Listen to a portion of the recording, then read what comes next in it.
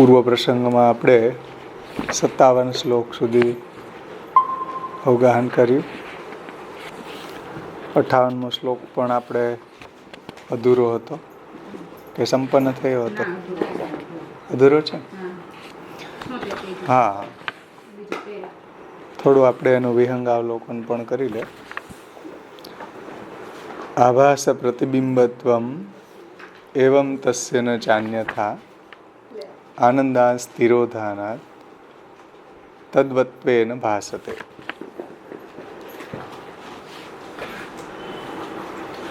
બ્રહ્મબિંદુ ઉપનિષદમાં એકધા દશધા ચૈવ દૃશ્યતે જલચંદ્રવત એ જે કોટેશન છે એના દ્વારા શંકરાચાર્યજી જીવને બ્રહ્મનું પ્રતિબિંબ માને છે. તેનું શ્રી મહાપ્રભુજી અહીંયા ખંડન કર્યું છે કે આભાસ પ્રતિબિંબત્વમ એવં તસ્ય ન ચાન્યથા.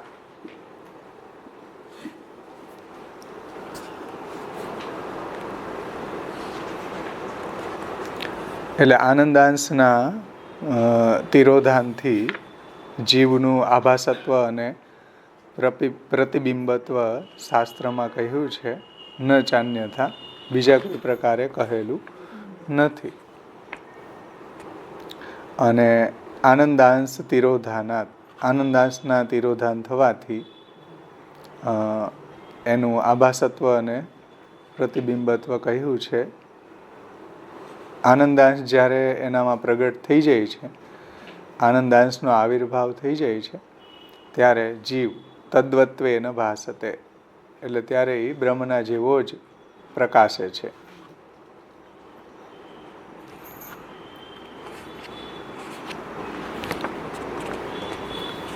ત્યાર પછી દૂષણાંતરમાહ તત્ર વૃત્તેરીતિ, એટલે બીજા પણ જે દૂષણો છે, જીવને પ્રતિબિંબ માનવાથી બીજા ઘણા દૂષણ આવે છે, એનું પણ ખંડન શ્રી મહાપ્રભુજીએ કરેલું છે.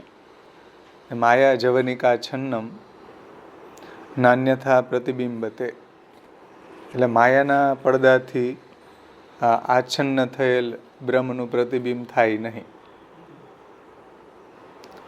તત્ર વૃત્તેર્દ્વાસુપર્ણા શ્રુતેરપી વિરુધ્યતે ગુહામ પ્રવિષ્ટા વિત્યુક્તેર ભગવદ વચનાદપી.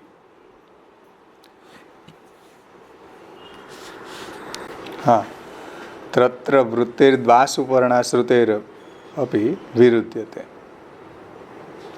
એટલે દાસુપર્ણા જે શ્રુતિ છે એની અંદર જીવ અને અંતર્યામી એક જ સ્થાનમાં રહે છે. એ શ્રુતિનો પણ વિરોધ આવશે.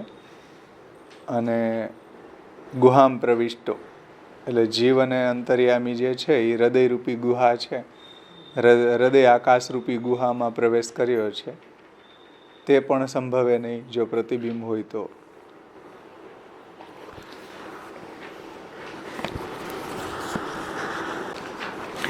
એમાં સારાંશ એ છે, જોયું હતું ને છેલ્લે સારાંશ, સારાંશ એ ભયો કે ચક્ષુ કરી કે દેખવે યોગ્ય હોય और अव्याप्य वृत्ति होय वह पदार्थन को ही प्रतिबिंब होवे हैं.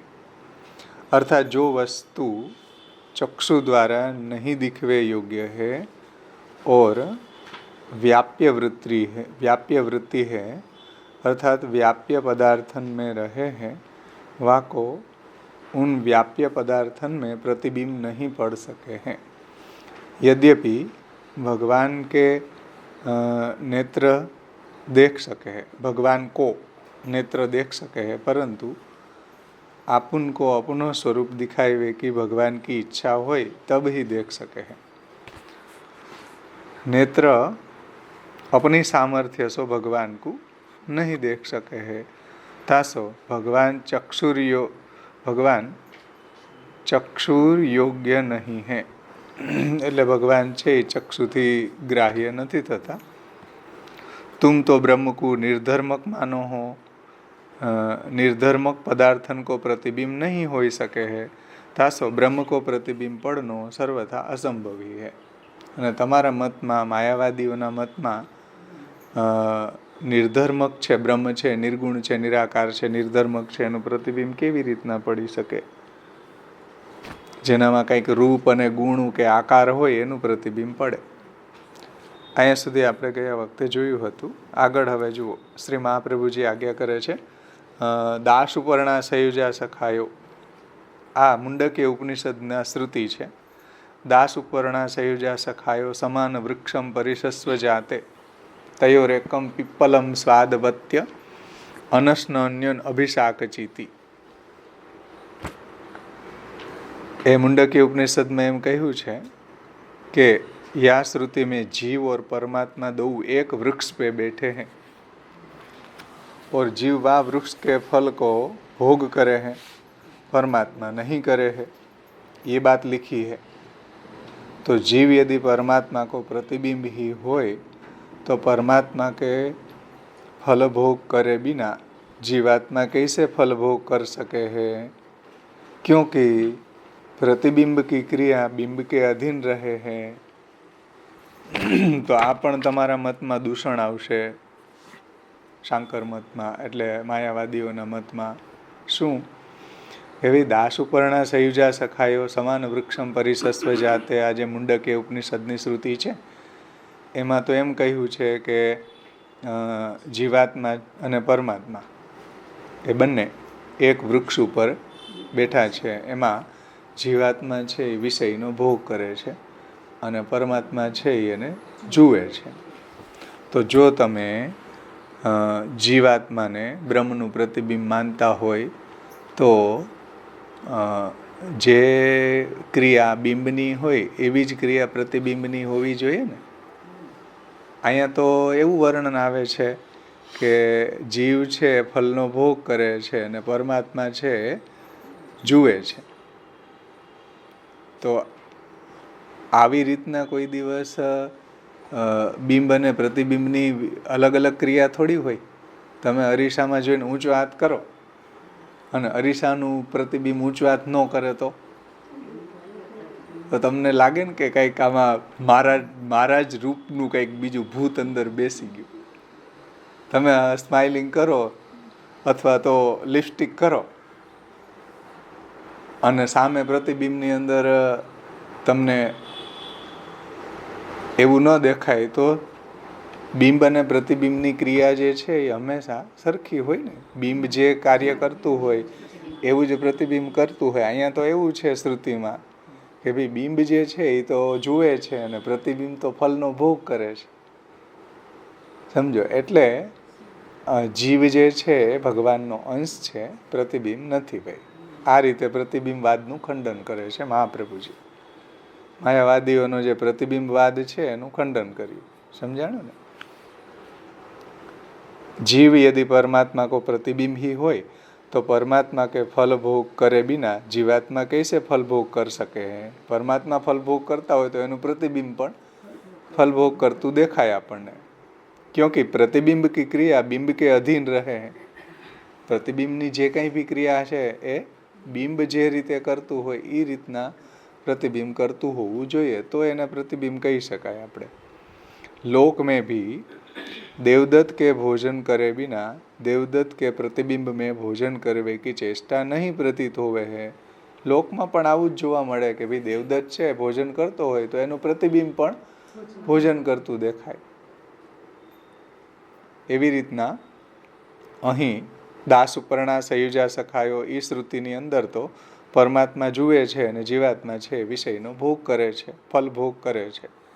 અહીંયા તો બિંબ અને પ્રતિબિંબની ક્રિયા अलग अलग थई रही है. और बिंब प्रतिबिंब दोनों एक देश में भी नहीं रह सके हैं क्योंकि प्रतिबिंब कांच में रहे हैं, वहाँ मुख नहीं रहे हैं. जीव यदि प्रतिबिंब होए तो परमात्मा को एक वृक्ष पे जीव के साथ रहनो श्रुति नहीं वर्णन करती.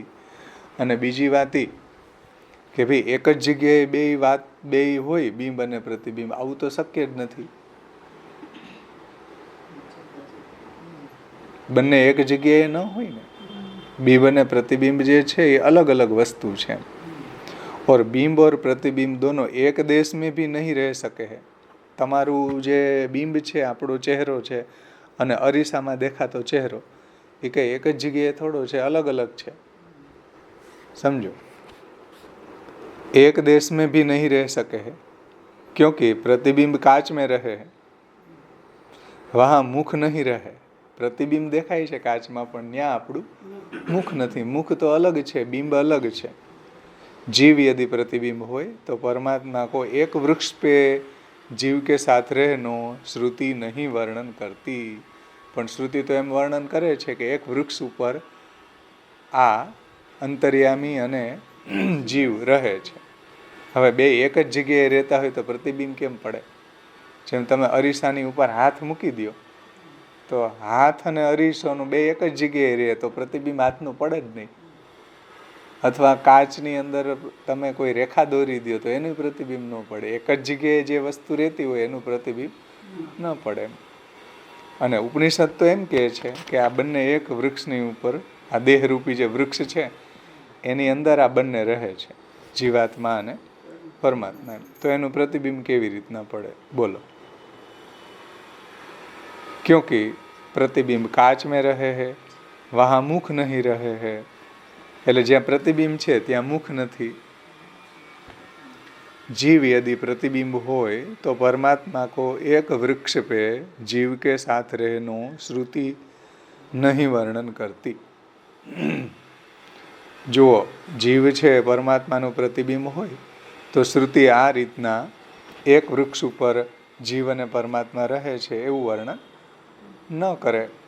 પરંતુ શ્રુતિ તો એવું વર્ણન કરે છે. તેથી સિદ્ધ થાય છે કે જીવ છે બ્રહ્મનું પ્રતિબિંબ નથી, जीव ब्रह्म नो अंश છે.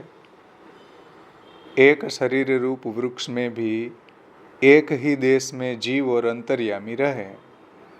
જો એક શરીર રૂપી આ જે વૃક્ષ છે એમાં એક જ પ્રદેશમાં એટલે હૃદય પ્રદેશમાં અંતર્યામી રહે છે અને જીવ પણ રહે છે. બે એક જ જગ્યાએ રહે છે. તો પ્રતિબિંબ કેવી રીતના પડી શકે ભાઈ? ગુહામ પ્રવિષ્ટો ગુહામ પ્રવિષ્ટાત્માનો હિ દર્શનાત. આ બ્રહ્મસૂત્ર છે. ગુહામ પ્રવિષ્ટાવાત્માનો હિ દર્શનાત. બ્રહ્મસૂત્ર પહેલો અધ્યાય, प्रथम अध्याय द्वितीय पादनु 11मुं सूत्र. या व्यास सूत्र में एक ही हृदय रूपी गुफा में जीव और ब्रह्म की स्थिति लिखी है. આ જે બ્રહ્મસૂત્ર છે એમાં શું કહ્યું છે કે જીવ અને અંતર્યામી એક જ ગુફામાં, હૃદયરૂપી ગુફામાં, હૃદયરૂપી ગુહામાં રહે છે. એક જ જગ્યાએ જો રહેતા હોય તો પ્રતિબિંબ પણ પડવાનો કોઈ પ્રશ્ન જ નથી થતો. એમાં પ્રતિબિંબ પડી જ ન શકે એક જ જગ્યાએ રહેતા હોય તો. या व्यास सूत्र में एक ही हृदय रूपी गुफा में जीव ब्रह्म की स्थिति लिखी है. एवंच मुख्य स्मृति श्रीमद् भगवद गीता जी में भी ममैवांशो जीवलोके जीवभूत सनातन.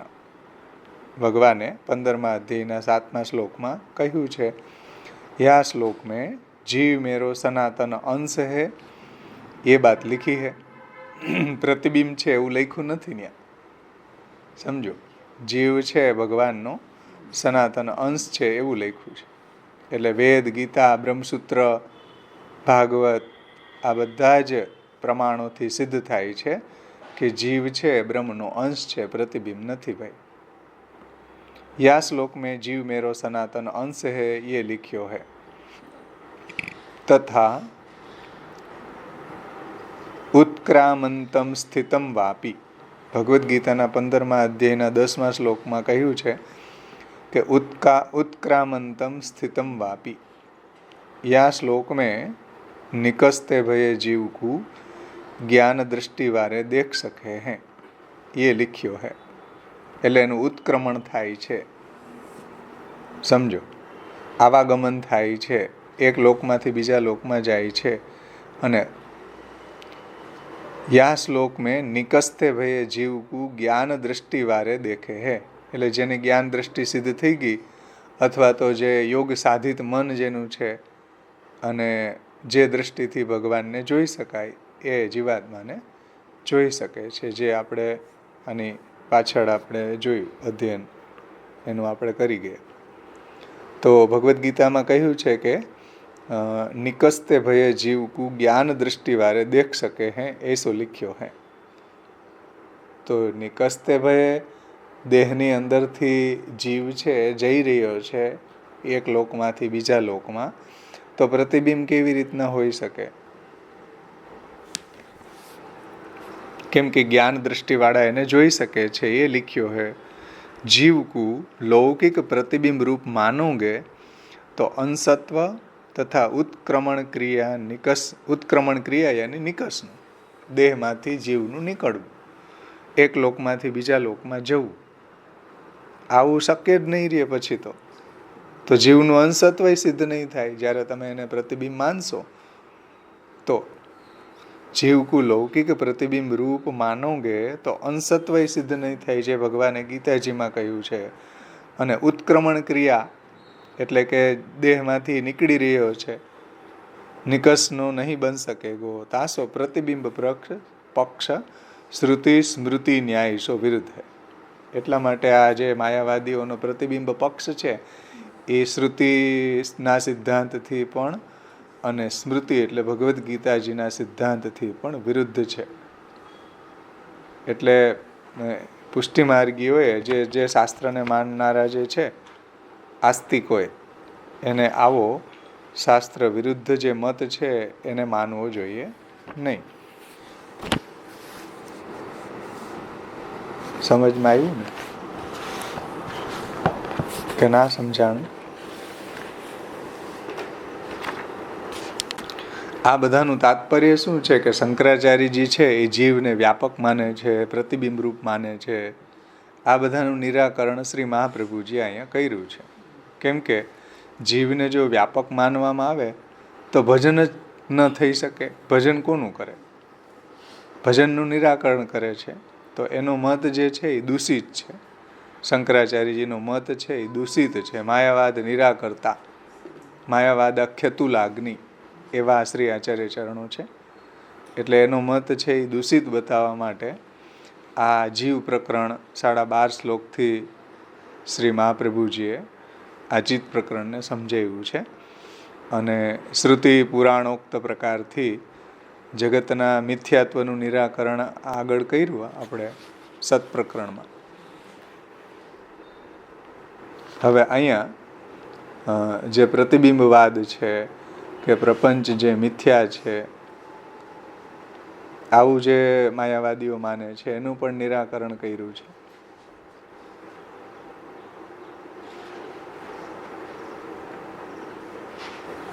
હવે આપણે આગળ જોઈએ.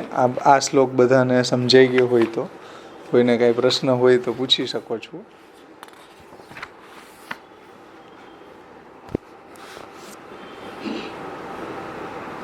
સમજમાં આવ્યું ને? ફરીથી જુઓ આ શ્લોકનો અર્થ શું છે. માયા જવનિકા છન્નમ નાન્યથા પ્રતિબિંબતે. એટલે માયાના પડદાથી ઢંકાયેલું બ્રહ્મ છે એનું પ્રતિબિંબ પડતું નથી. કેમ કે શાંકર મતની અંદર બ્રહ્મ છે એ તો માયાથી ઢંકાયેલું છે. તો માયા જવનિકા છન્નમ નાન્યથા પ્રતિબિંબતે. અને તત્ર વૃત્તેર દાસુપર્ણા શ્રુતેર વિરુદ્ધ્યતે. દાસુપર્ણા શ્રુતેર અપી વિરુદ્ધ્યતે. અને દાસુપર્ણા જે શ્રુતિ છે ત્યાં કહ્યું છે કે ભાઈ જીવ અને અંતર્યામી જે છે એક જગ્યાએ સ્થિત છે. જીવ છે ફલનો ભોગ કરે છે, અંતર્યામી જુએ છે.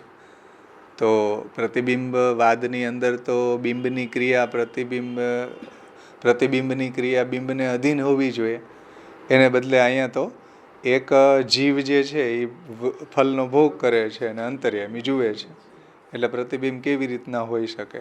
અને બીજું ગુહામ પ્રવિષ્ટો, એવી પણ જે અહીંયા શ્રુતિ આપી છે કે એક ગુહાની અંદર જીવ અને અંતર્યામી રહે છે. એક જ ગુહામાં રહેતા હોય તો પ્રતિબિંબ કેવી રીતના પડી શકે? એટલે માયાવાદીઓના મતમાં જે જીવને પ્રતિબિંબ માને છે એને અહીંયા મહાપ્રભુજી ખંડન કરે છે અને નિરસ્ત કરે છે. અને ભગવદ્ ગીતામાં જીવ જે છે એ પ્રતિબિંબ નથી, પરંતુ ભગવાનનો અંશ છે. અને જો તમે પ્રતિબિંબ માનતા હોય તો ભગવદ્ ગીતામાં ઉત્ક્રામંતમ સ્થિતમ વાપી, એ જીવ છે દેહમાંથી નીકળે છે, બીજા લોકમાં જાય છે અને જ્ઞાન દ્રષ્ટિવાળા એને જુએ છે. આ પણ સિદ્ધ નહીં થાય જો પ્રતિબિંબ માનશો તો. ચલો, અહીં સુધી બધાને સમજમાં આવી ગયો આ શ્લોક 58મો. હવે આપણે આગળ વધીએ.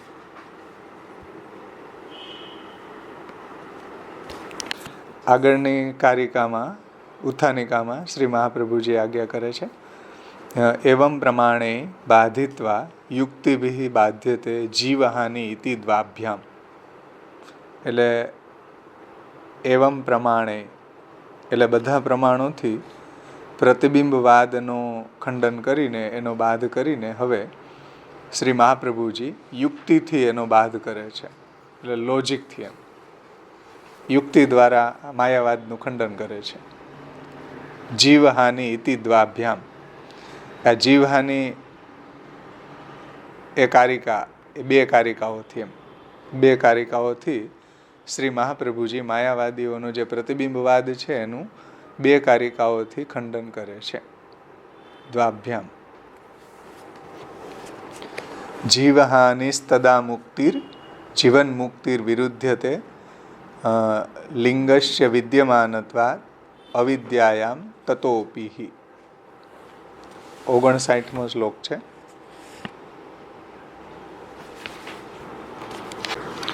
જીવહાનિ. જીવહાનિ એટલે જીવનો નાશ.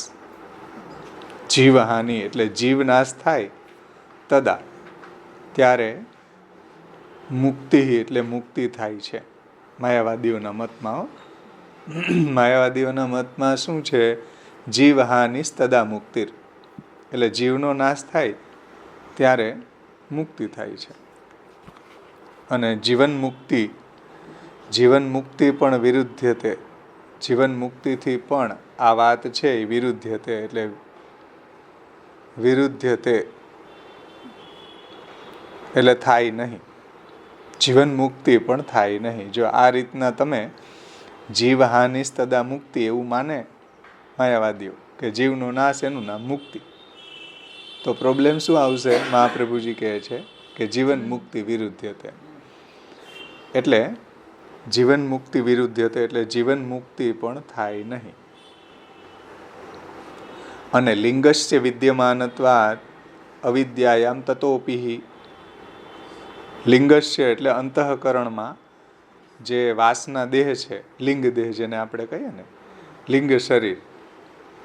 લિંગસ્ય વિદ્યમાનત્વાદ એટલે લિંગ શરીર વિદ્યમાન હોવાથી તતોપિ તેનાથી પણ, તતોપિ તેનાથી પણ અવિદ્યાયામ એટલે અવિદ્યામાં પ્રતિબિંબ ન પડે.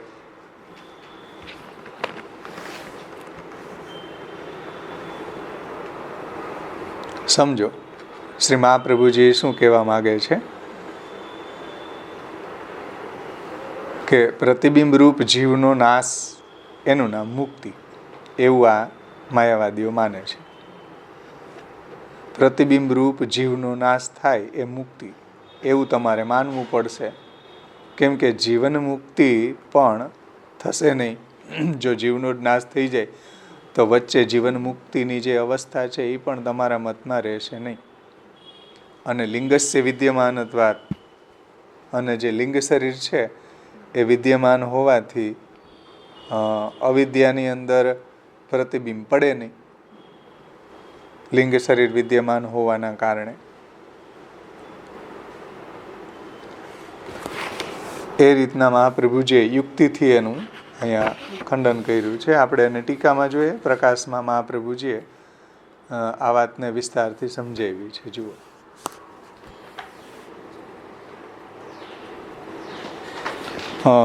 યા પ્રકારસો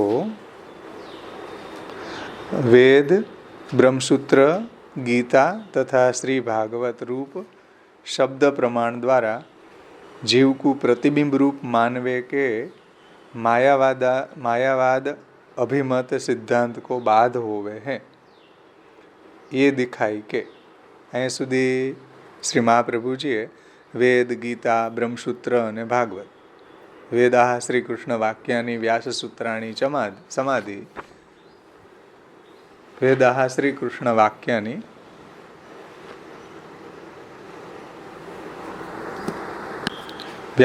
વેદાહ શ્રી કૃષ્ણ વાક્યાની વ્યાસસૂત્રાણી ચૈવહી સમાધિ ભાષા વ્યાસસ્ય પ્રમાણમ તચ્ચતુષ્ટયમ. આ બધા પ્રમાણોની એક વાક્યતાથી શ્રી મહાપ્રભુજીએ એ વાત સમજાવી કે જીવકું પ્રતિબિંબ રૂપ માનવે કે માયાવાદ અભિમત સિદ્ધાંત કો બાધ હોવે હે. માયાવાદનું એમાં બાધ થાય છે. એ દિખાઈ કે અબ ये दिखा रहे हैं कि युक्ति सो भी जीव को प्रतिबिंब मानवे को सिद्धांत बाधित होवे हैं. હવે શ્રી મહાપ્રભુજી યુક્તિથી પણ પ્રતિબિંબવાદનું ખંડન કરે છે. लॉजिकથી, युक्तिથી. कई रीते जुओ, या श्लोक में प्रतिबिंब पक्ष को युक्ति से खंडन करे हैं. जीव को प्रतिबिंब मानोगे तब तो जीवात्मा को सर्वथा नाश हो जानो ही तुम्हारे मत में मुक्ति भई. ध्यान थी समझो.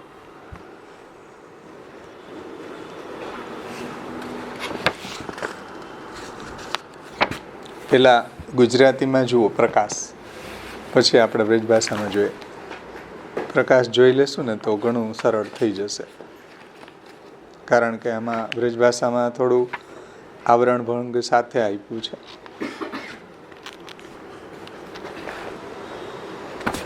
59મો શ્લોક જે છે પ્રકાશ ટીકામાં જુઓ, 148, હા 150 પેજ ઉપર છે.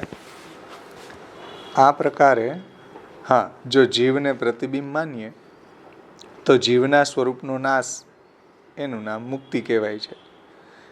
કારણ કે જીવ છે અવિદ્યામાં પડતું બ્રહ્મનું પ્રતિબિંબ છે. અને જીવને પ્રતિબિંબ માનીએ તો જીવના સ્વરૂપનો નાશ, એનું નામ મુક્તિ કહેવાય ને. સમજો, અવિદ્યા નાશ થઈ ગઈ એટલે પ્રતિબિંબ પડતું બંધ થઈ ગયું. જેમ તમે કાચમાં જોતા હોય ને કાચ ફૂટી ગયો હોય તો પછી કાચમાં પ્રતિબિંબ પડે નહીં. એવી રીતના માયાવાદીઓના મતમાં અવિદ્યાનો નાશ થઈ ગયો તો પ્રતિબિંબ ક્યાં પડે? જીવનું. એટલે જીવનો નાશ, એનું નામ મુક્તિ. આવું એ લોકોના મતમાં થશે જો પ્રતિબિંબ માનશો તો. જીવના સ્વરૂપનો નાશ, એનું નામ મુક્તિ કહેવાય એના મતમાં. અને લિંગ શરીર વિદ્યમાન હોવાથી જીવન મુક્તિ ઘટી શકે નહીં. એટલે એનું હજી લિંગ શરીર વિદ્યમાન હોય તો જીવન મુક્તિ પણ સિદ્ધ ન થાય. કઈ રીતે? આગળ મહાપ્રભુજી પ્રકાશમાં સમજાવશે. અવિદ્યામાં પ્રતિબિંબ કહેવામાં આવે તો પણ તેમાં એનો બાધ કાયમ જ રહે છે. તમે એમ કહો કે અવિદ્યામાં પડેલું પ્રતિબિંબ, એનું નામ જીવ, તો પણ એ બાધ તો કાયમ રહે જ છે કે ભાઈ અવિદ્યા નષ્ટ થઈ ગઈ તો જીવનો જ નાશ થઈ જાય, પ્રતિબિંબનો જ નાશ થઈ જાય. વચ્ચેની જે જીવન મુક્તિની અવસ્થા શાસ્ત્રમાં વર્ણિત થઈ છે એ તમારા મતમાં ઘટિત થતું નથી. આ પ્રોબ્લેમ આવી રહી છે. પ્રકાશમાં જુઓ, આ પ્રકારે પ્રમાણથી બાધ કરીને હવે 2 શ્લોકથી યુક્તિથી પ્રતિબિંબવાદનો બાધ કરે છે. ખોટો છે એ બતાવવામાં આવે છે. પ્રતિબિંબ પક્ષમાં જીવનો નાશ એ જ મુક્તિ થાય છે. પ્રતિબિંબ પક્ષમાં જીવનો નાશ થવો એનું નામ મુક્તિ. આત્મનાશ અપુરુષાર્થ હોવાથી મોક્ષનું અપુરુષાર્થત્વ સિદ્ધ થઈ જશે તમારા મતમાં.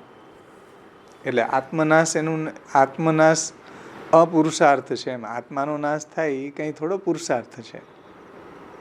સમજો, આત્માનો નાશ થવો એ તો અપુરુષાર્થ હોય છે. તમે ગમે ને પૂછો, જીવનો નાશ થઈ જાય એ કંઈ થોડી મુક્તિ છે. જીવને કંઈક મળતું હોય તો મુક્તિ કહેવાય. જીવનો નાશ જ થઈ ગયો હોય તો એ પુરુષાર્થ ક્યાં રહ્યો પછી?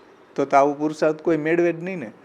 તમને એમ કહું કે ભાઈ જો તમારે જીવનો નાશ થઈ જશે, બોલો, તો આવી મુક્તિ કોણ લે? જીવનો જેમાં નાશ જ થઈ જતો હોય એવો. એટલે આત્મનાશ છે એ અપુરુષાર્થ છે, એ પુરુષાર્થ નથી. એટલે તો પછી શાસ્ત્રની અંદર જે મોક્ષને પુરુષાર્થ રૂપ કયો છે એનું અપુરુષાર્થત્વ સિદ્ધ થશે માયાવાદીઓના મતમાં. અથવા જીવનું અસત્યત્વ થવાથી આસુર બ્રહ્મ વિદ્યામાં તમારો પ્રવેશ થઈ જશે. એટલે જીવ છે એ અસત્ય થઈ ગયો તો જીવનો નાશ થઈ ગયો, કારણ કે જે પદાર્થ છે એ મિથ્યા છે, અસત્ય છે. એ આસુર વિદ્યામાં એવું છે. તો જીવનું અસત્યત્વ, તમે એમ કહેશો કે પ્રતિબિંબવાદનો જો સ્વીકાર કરવામાં, પ્રતિબિંબવાદ જે છે માયાવાદીઓના મતમાં, એટલે બ્રહ્મનું અવિદ્યામાં પડેલું પ્રતિબિંબ જીવ છે, અને અવિદ્યાનો નાશ થઈ ગયો એટલે જીવ છે એ મુક્ત થઈ ગયો. જીવ મુક્ત ક્યાં થયો? જીવનો નાશ જ થઈ ગયો, પ્રતિબિંબ ખતમ થઈ ગયો. હવે તો જીવનો જો નાશ થતો હોય તો જીવનો નાશ થવો એ કોઈ પુરુષાર્થ નથી. શાસ્ત્રમાં મોક્ષ મળવો એનું નામ પુરુષાર્થ છે. એટલે તમારા મતમાં જીવનો નાશ જે છે એ આત્મનાશ જે છે એ અપુરુષાર્થ હોવાથી મોક્ષનું અપુરુષાર્થત્વ સિદ્ધ થઈ જશે. શાસ્ત્રમાં તો મોક્ષને પુરુષાર્થ રૂપ માનેલો છે. તેથી અને બીજી વાત એ કે લિંગ શરીર જે છે એ વિદ્યમાન હોવાથી જીવન મુક્તિ ઘટી શકતી નથી. લિંગ શરીર વિદ્યમાન છે એને કારણે જીવન મુક્તિનો જે વચ્ચેનો સ્કોપ છે એ પણ તમારા મતમાં સંભવ નહીં રહે. કેમ કે શાસ્ત્રમાં જીવન મુક્તિની પણ એક અવસ્થા વર્ણન કરી છે કે જીવ છે એની અવિદ્યા દૂર થઈ જાય પછી એ જીવ છે એનો દેહ વગેરે છે પણ એને દેહના અધ્યાસો નથી, એને આપણે જીવન મુક્ત કહીએ. તો એ જે વચ્ચેની જીવન મુક્તિની અવસ્થા છે એ પણ તમારા મતમાં ઘટી શકશે નહીં. અને બીજી વાત એ કે પ્રતિબિંબ ક્યાં પડે છે એવો પ્રશ્ન થતા તે અંતઃકરણ અથવા તો અવિદ્યામાં પડે છે. પ્રતિબિંબ ક્યાં પડે? તમે એમ કહો ને કે જીવ છે એ બ્રહ્મનું પ્રતિબિંબ છે, પણ એ પ્રતિબિંબ પડ્યું ક્યાં? તો કે ભાઈ અંતઃકરણમાં અથવા તો અવિદ્યામાં પડેલું પ્રતિબિંબ એ જીવ છે. એવું જો કહેવામાં આવે તો એ બંને અશુદ્ધ હોવાથી, એટલે અંતઃકરણ એ અવિદ્યાવાળું છે અને અવિદ્યા એ પણ અશુદ્ધ છે, તો અશુદ્ધ પદાર્થમાં પ્રતિબિંબ પડે નહીં. પહેલાં તો તમારો અરીસો હોય એની અંદર તમે જુઓ ધૂળ ભરાઈ જાય તો એનું પ્રતિબિંબ થોડું પડે. અવિદ્યા તો અશુદ્ધ છે, અંતઃકરણ તો અવિદ્યાથી મલિન થયેલું છે, એમાં પ્રતિબિંબ પડ્યું કેવી રીતના? સમજમાં આવ્યું ને? તો અંતઃકરણ અને અવિદ્યામાં પ્રતિબિંબ પડે છે એવું કહેવામાં આવે તો બંને અશુદ્ધ હોવાથી પ્રતિબિંબ ઘટતું નથી, પ્રતિબિંબ એમાં પડતું નથી. એમ કરતાં પણ દુરાગ્રહથી પ્રતિબિંબ પડે છે એમ માનો તો માયાવાદીઓ એમ કે ના, એમાંય પ્રતિબિંબ પડે, ભલે ને મલિન હોય.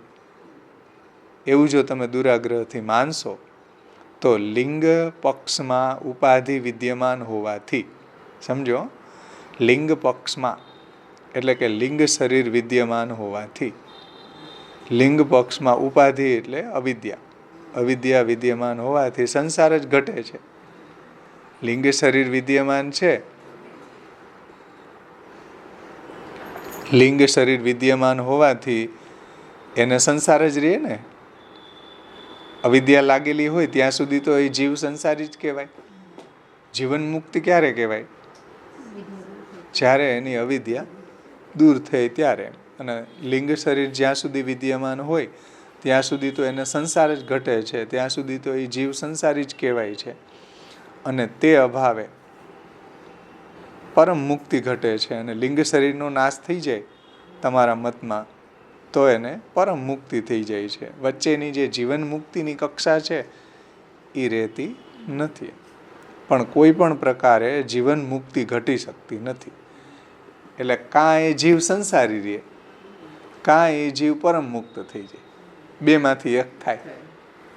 પણ વચ્ચે જે આપણે ત્યાં શાસ્ત્રમાં જીવન મુક્તિની જે અવસ્થા છે એ માયાવાદીઓના મતમાં સિદ્ધ થતી નથી.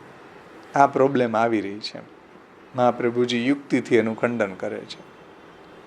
એટલે વચ્ચેની જે જીવન મુક્તિની અવસ્થા છે એ એમાં ઘટી શકતી નથી એમ. એટલે લિંગ પક્ષમાં ઉપાધિ વિદ્યમાન છે. લિંગ શરીર જ્યાં સુધી છે ત્યાં સુધી એ અવિદ્યા એમાં લાગેલી છે, એટલે જીવ સંસારી કહેવાય છે. અને જ્યારે અવિદ્યા દૂર થઈ જાય તો અવિદ્યા જે દૂર થઈ ગઈ તો એની અંદર પડેલું પ્રતિબિંબ નાશ થઈ ગયું ને.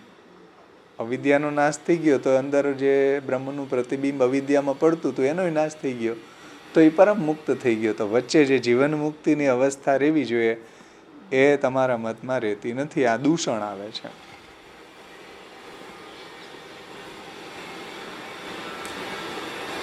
એટલે વચ્ચેની જે જીવન મુક્તિ ઘટી શકતી નથી. અવિદ્યામાં પ્રતિબિંબ પડે છે એમ કહેવામાં આવે તો પ્રથમ પક્ષ કરતાં પણ જીવન મુક્તિમાં પ્રતિબિંબ વધારે વિરુદ્ધ છે. તો એના કરતાં વધારે વિરોધ આવશે.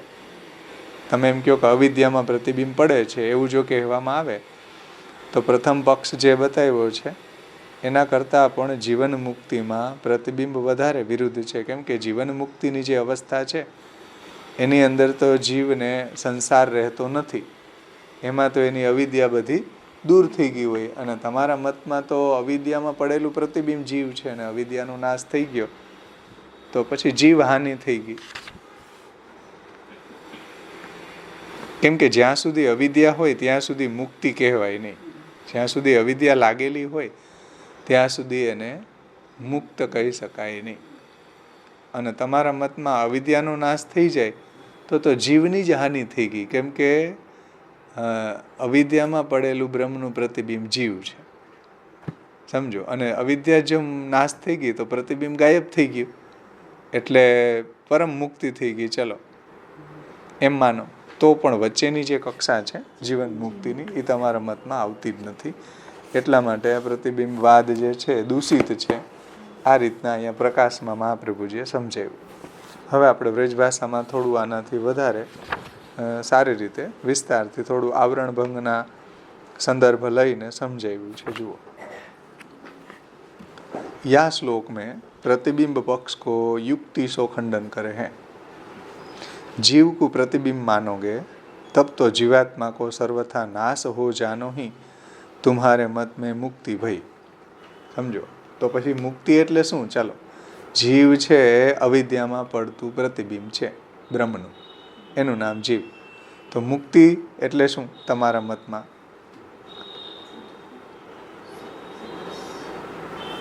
જીવાત્માનો સર્વથા નાશ થઈ જવો, એનું નામ મુક્તિ.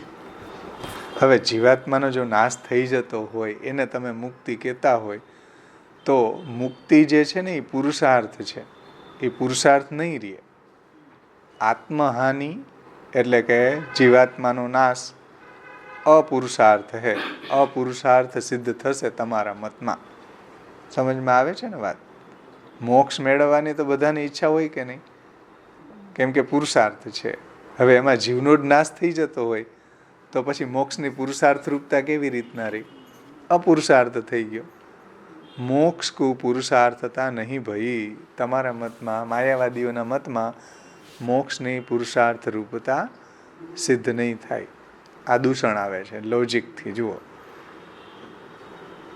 અને તમારો આસુર બ્રહ્મ વિદ્યામાં અર્થાત નાસ્તિક मतમાં चारवाक आदिकन के मत में आत्मा को मिथ्या माने हैं, तैसो ही तुम्हारो पक्ष भयो. आ आसुर ब्रह्म विद्या એટલે શું? આસુર બ્રહ્મ વિદ્યામાં તમારો પ્રવેશ થશે એટલે શું? આસુર બ્રહ્મ વિદ્યામાં પ્રવેશ થશે એટલે કે નાસ્તિક મતમાં તમારો પ્રવેશ થઈ જશે. કેમ કે નાસ્તિક મતવાળા લોકો જે છે, ચારવાક વગેરે, એ આત્માનો નાશ માને છે, મિથ્યા માને છે, જીવનો નાશ થઈ જાય છે એવું માને છે, દેહની સાથે જીવનો નાશ થઈ જાય છે એવું એ લોકો માને છે નાસ્તિક મતમાં. ચારવાક આદિકન કે મત મેં, ચારવાકનો મત છે યાવત જીવમ સુખમ જીવેત ઋણમ કૃત્વા ધૃતમ પીવેત ભસ્મીભૂતસ્ય દેહસ્ય પુનરાગમન કુતો. એ ચારવાકનો મત છે કે જ્યાં સુધી જીવો ત્યાં સુધી સુખીથી જીવો, મોજ મારો. ઋણમ કૃત્વા ધૃતમ પીવેત, કરજ કરીને બીજા પાસેથી પૈસા લઈને ભોગ ભોગવો. પછી ભસ્મીભૂતસ્ય દેહસ્ય, પછી તમારો દેહ ભસ્મીભૂત થઈ જાય, પછી ક્યાં માગવા જાય? હિનાબેન પૈસા લઈ લ્યો 2-5 લાખ રૂપિયા, પછી ગાડી લઈ લ્યો એક અને ફરો, પછી ભસ્મીભૂત દેહ થઈ જાય, પછી કોણ માગવા આવશે? હિનાબેન માગવા જાય ક્યાં? ઉઘરાણી કરવા કેની પાસે જાય? કેમ કે ભસ્મીભૂતસ્ય દેહસ્ય પુનરાગમન કુતો, પુનરાગમન જેવું તો કાંઈ છે નહીં. આત્માનું તો કાંઈ જેવું હોય, આત્માને તો એ માનતા નથી. યા દેહને જીવ માને છે, દેહનો નાશ થઈ ગયો, વાત પૂરી, બધું ખતમ. આ આસુર બ્રહ્મ વિદ્યા છે. જુઓ, નાસ્તિક મત છે. તો આત્મા કો મિથ્યા માને તૈસો હી તુમારો પક્ષ હોઈ જાયગો, જીવનો નાશ માનશો તો. પ્રતિબિંબવાદમાં જીવનો નાશ એનું નામ મુક્તિ, એવું જો તમે કહેતા હોય તો તમારો આવા નાસ્તિક મતમાં, ચાર્વાક આદિના મતોમાં તમારો પ્રવેશ થઈ જશે. જે લોકો આત્માને મિથ્યા માને છે, આવો તમારો પક્ષ થઈ જશે. આ એક દૂષણ આવે છે. સમજાણું? દૂષણ. दूसरो दूषण ये है कि तुम्हारो पक्ष में जीवन मुक्ति कछु पदार्थ नहीं भाई. એટલે શાસ્ત્રની અંદર જીવન મુક્તિની અવસ્થા વર્ણન કરવામાં આવી છે કે નહીં? આપણે ઉપોદ્ઘાત પ્રકરણમાં જોયું હતું કે ભાઈ જીવને જ્યારે અવિદ્યા દૂર થાય, પંચપર્વા વિદ્યાની પ્રાપ્તિ થાય અને એની અવિદ્યા જે છે એનું ઉપમર્દન થાય, ત્યારે એના અધ્યાસો બધા દૂર થઈ જાય, ત્યારે એ સંસાર એનો બધો છૂટી જાય, ત્યારે એ અવસ્થાને જીવન મુક્તિની અવસ્થા કહેવાય. પ્રારબ્ધ વસાત એનો દેહ ટકેલો રહે. હજી એને વિદેહ મુક્તિ ન મળી હોય, અવિદ્યા દૂર થઈ ગઈ હોય, સંસાર એનો દૂર થઈ ગયો હોય, છતાં પણ એનો દેહ છે ટકેલો છે, એને કોઈ સંસાર નથી, કોઈ અવિદ્યા નથી, કોઈ અધ્યાસ નથી, એને જીવન મુક્ત કહેવામાં આવે. સમજમાં આવી વાત? હવે આવું શાસ્ત્રમાં જીવન મુક્તિનું વર્ણન છે, એ પણ માયાવાદીઓના મતમાં રહેશે નહીં, એનો પણ બાદ આવશે. કેમ આવશે એ સમજાવે છે. જુઓ કે दूसरो दूषण ये है कि तुम्हारे पक्ष में जीवन मुक्ति कच्छु पदार्थ नहीं भाई. क्यों? क्योंकि तुम्हारे मत में अंतःकरण में अथवा तो अविद्या में ईश्वर प्रतिबिंब को नाम जीव भयो. માયાવાદીઓના મતમાં જુઓ, અંતઃકરણ જે છે અવિદ્યાથી ભરેલું, અથવા તો અવિદ્યામાં ઈશ્વરનું જે પ્રતિબિંબ પડ્યું એનું નામ જીવ. આ સિદ્ધાંત સમજાવો જોશે તો પછી એનું ખંડન સમજાશે. પ્રતિબિંબ એટલે શું? ઈશ્વરનું અવિદ્યામાં અથવા તો અંતઃકરણમાં પડેલું પ્રતિબિંબ, એનું નામ જીવ. સમજમાં આવ્યું? જहाँ ताई अविद्या वा अंतःकरण में विद्यमान रहेगी तहाँ ताई संसार ही है. અને જ્યાં સુધી અવિદ્યા અંતઃકરણમાં છે ત્યાં સુધી તો એ જીવ છે સંસારી જ રહે છે. જબ અવિદ્યા કો વા અંતઃકરણ में सो સર્વથા નાશ હોયેગો, જ્યારે અહમ બ્રહ્માસ્મી ને તત્વમસી ને દશકમ ત્વમસી ન્યાયથી ને આવું કહેવાથી એમ કહે છે કે હવે અમને બ્રહ્મરૂપ બની ગયા, અવિદ્યા બધી નાશ થઈ ગઈ. જબ અવિદ્યા કો વા અંતઃકરણ સો સર્વથા નાશ હોયેગો તબ જીવ પરમ મુક્ત ही હોઈ જાયેગો. જો અવિદ્યા નાશ થઈ એટલે અવિદ્યામાં પડતું ઈશ્વરનું પ્રતિબિંબ છે એ ગાયબ થઈ ગયું, તો એને પરમ મુક્તિ થઈ ગઈ. ચલો, વચ્ચેની જે જીવન મુક્તિની અવસ્થા રહેવી જોઈએ એ ક્યાં? પ્રતિબિંબવાદ માનવામાં પ્રોબ્લેમ આ આવશે. આપણે શાસ્ત્રમાં જે જીવન મુક્તિની કક્ષાનું જે વર્ણન છે, જેમ સનતકુમાર છે, સુખદેવજી છે, વામદેવજી છે, આ બધા જીવન મુક્ત હતા. એટલે જો પ્રતિબિંબ માનો ઈશ્વરનું અવિદ્યામાં કે મલિન અંતઃકરણમાં પડેલું પ્રતિબિંબ જીવ, અને જેવી અવિદ્યા દૂર થઈ તો પ્રતિબિંબ પણ નાશ થઈ ગયું. પ્રતિબિંબ નાશ થઈ ગયું તો જીવ જે છે એને પરમ મુક્તિ થઈ ગઈ. સમજો? તો વચ્ચે જે જીવન મુક્તિની અવસ્થાની જે કન્ડિશન રહેવી જોઈએ એ ક્યાં? એ તો આવ્યું જ નહીં ક્યાંય વચ્ચે. કાં જીવ સંસારી રહે, કાં એનો સાવ નાશ થઈ જાય. બે જ વાત આવી. વચ્ચે જે ત્રીજી અવસ્થા આપણું શાસ્ત્ર વર્ણન કરે છે વેદ, ગીતા, બ્રહ્મસૂત્ર, ભાગવત, જીવન મુક્તિની અવસ્થાનું એ પણ તમારા મતમાં ન આવે. સમજમાં આવી વાત? કે અંતઃકરણ મેં સર્વથા જો जहाँ ताई अविद्या वा अंतःकरण में विद्यमान रहेंगी तहाँ ताई संसार ही है. जब अविद्या को वा अंतःकरण सो सर्वथा नाश होएगो तब जीव परम मुक्त ही हो जाएगो. એટલે જીવને પરમ મુક્તિ થઈ જશે એમ.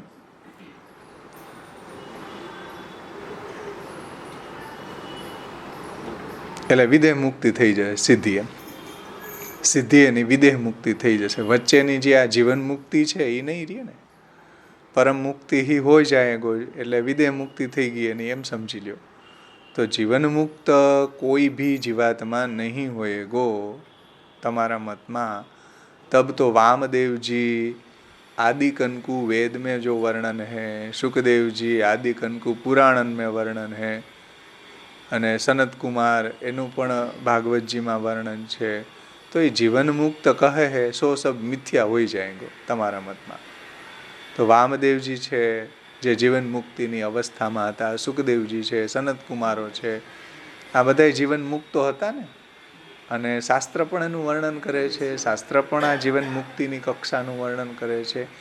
એ તમારા મતમાં જીવન મુક્તિનો જે કોન્ટેક્સ્ટ જે છે એ નહીં આવે. જીવન મુક્તિની અવસ્થા આવતી જ નથી. સુખદેવજી આદि કનકુ પુરાણન में જીવન મુક્ત કહે હે સો સબ મિથ્યા હોઈ જાયગો. આ બધું મિથ્યા થઈ જશે. અને શાસ્ત્રમાં જે જીવન મુક્તિનું વર્ણન છે એ મિથ્યા થઈ જશે. તો આ દૂષણ આવે છે. લોજિકથી એનું ખંડન મહાપ્રભુજીએ કર્યું. સમજમાં આવ્યું? ન સમજાતું હોય તો પૂછો ભલે. થોડીક માથાફોડી છે પણ માથાફોડી કરવાની છે. સંસારમાં તમે માથાફોડી કરો એના જેટલી નહીં આવે જેટલી સંસારમાં માથાફોડી છે એટલી માથાફોડી નથી. ભાવેશભાઈ, આમાં તમે એવું કીધું ને કે અવિદ્યાનો અંતઃકરણમાંથી સર્વદા નાશ થાય તો જીવન પરમ મુક્તિ થઈ જાય. એટલે અંતઃકરણમાંથી જે જીવ જતો રહે એટલે કે મુક્તિ થઈ ગઈ ને, એટલે ડેથ થઈ ગઈ એવું કહેવાય ને એને. હા, અંતઃકરણમાં પડેલું, અંતઃકરણમાં અથવા તો અવિદ્યામાં પડેલું ઈશ્વરનું પ્રતિબિંબ જીવ કહેવાય સાંકર મતમાં, માયાવાદીઓના મતમાં. તો જ્યારે અવિદ્યા જ નાશ થઈ ગયો તો અવિદ્યાનો નાશ થાય તો શું થાય? પ્રતિબિંબ જે પડેલું છે એનોય નાશ થઈ ગયો કહેવાય. એટલે એને પરમ મુક્તિ થઈ ગઈ. એમ કહીએ ને કે સીધી ભાષામાં મનુષ્યની ડેથ થઈ જાય તો પ્રતિબિંબ ના પડે, તો એવું કેમ આ ગોળ ગોળ ફેરવીને કીધું? એ હું શું કહું કે મનુષ્યનું મૃત્યુ થઈ જાય તો પ્રતિબિંબ નથી પડવાનું, પણ અહીંયા તો શું કે છે અવિદ્યાનો નાશ થતા અંતઃકરણમાંથી સર્વદા નાશ થઈ જાય છે ત્યારે જીવ પરમ મુક્ત થઈ જાય છે. એ સેન્ટેન્સ નથી ક્લિયર થતું. અંતઃકરણ મેં અથવા તો અવિદ્યા મેં એની ઉપરની લીટી જુઓ. જીવ એટલે શું માયાવાદીઓના મતમાં? શું તમે બોલો જી?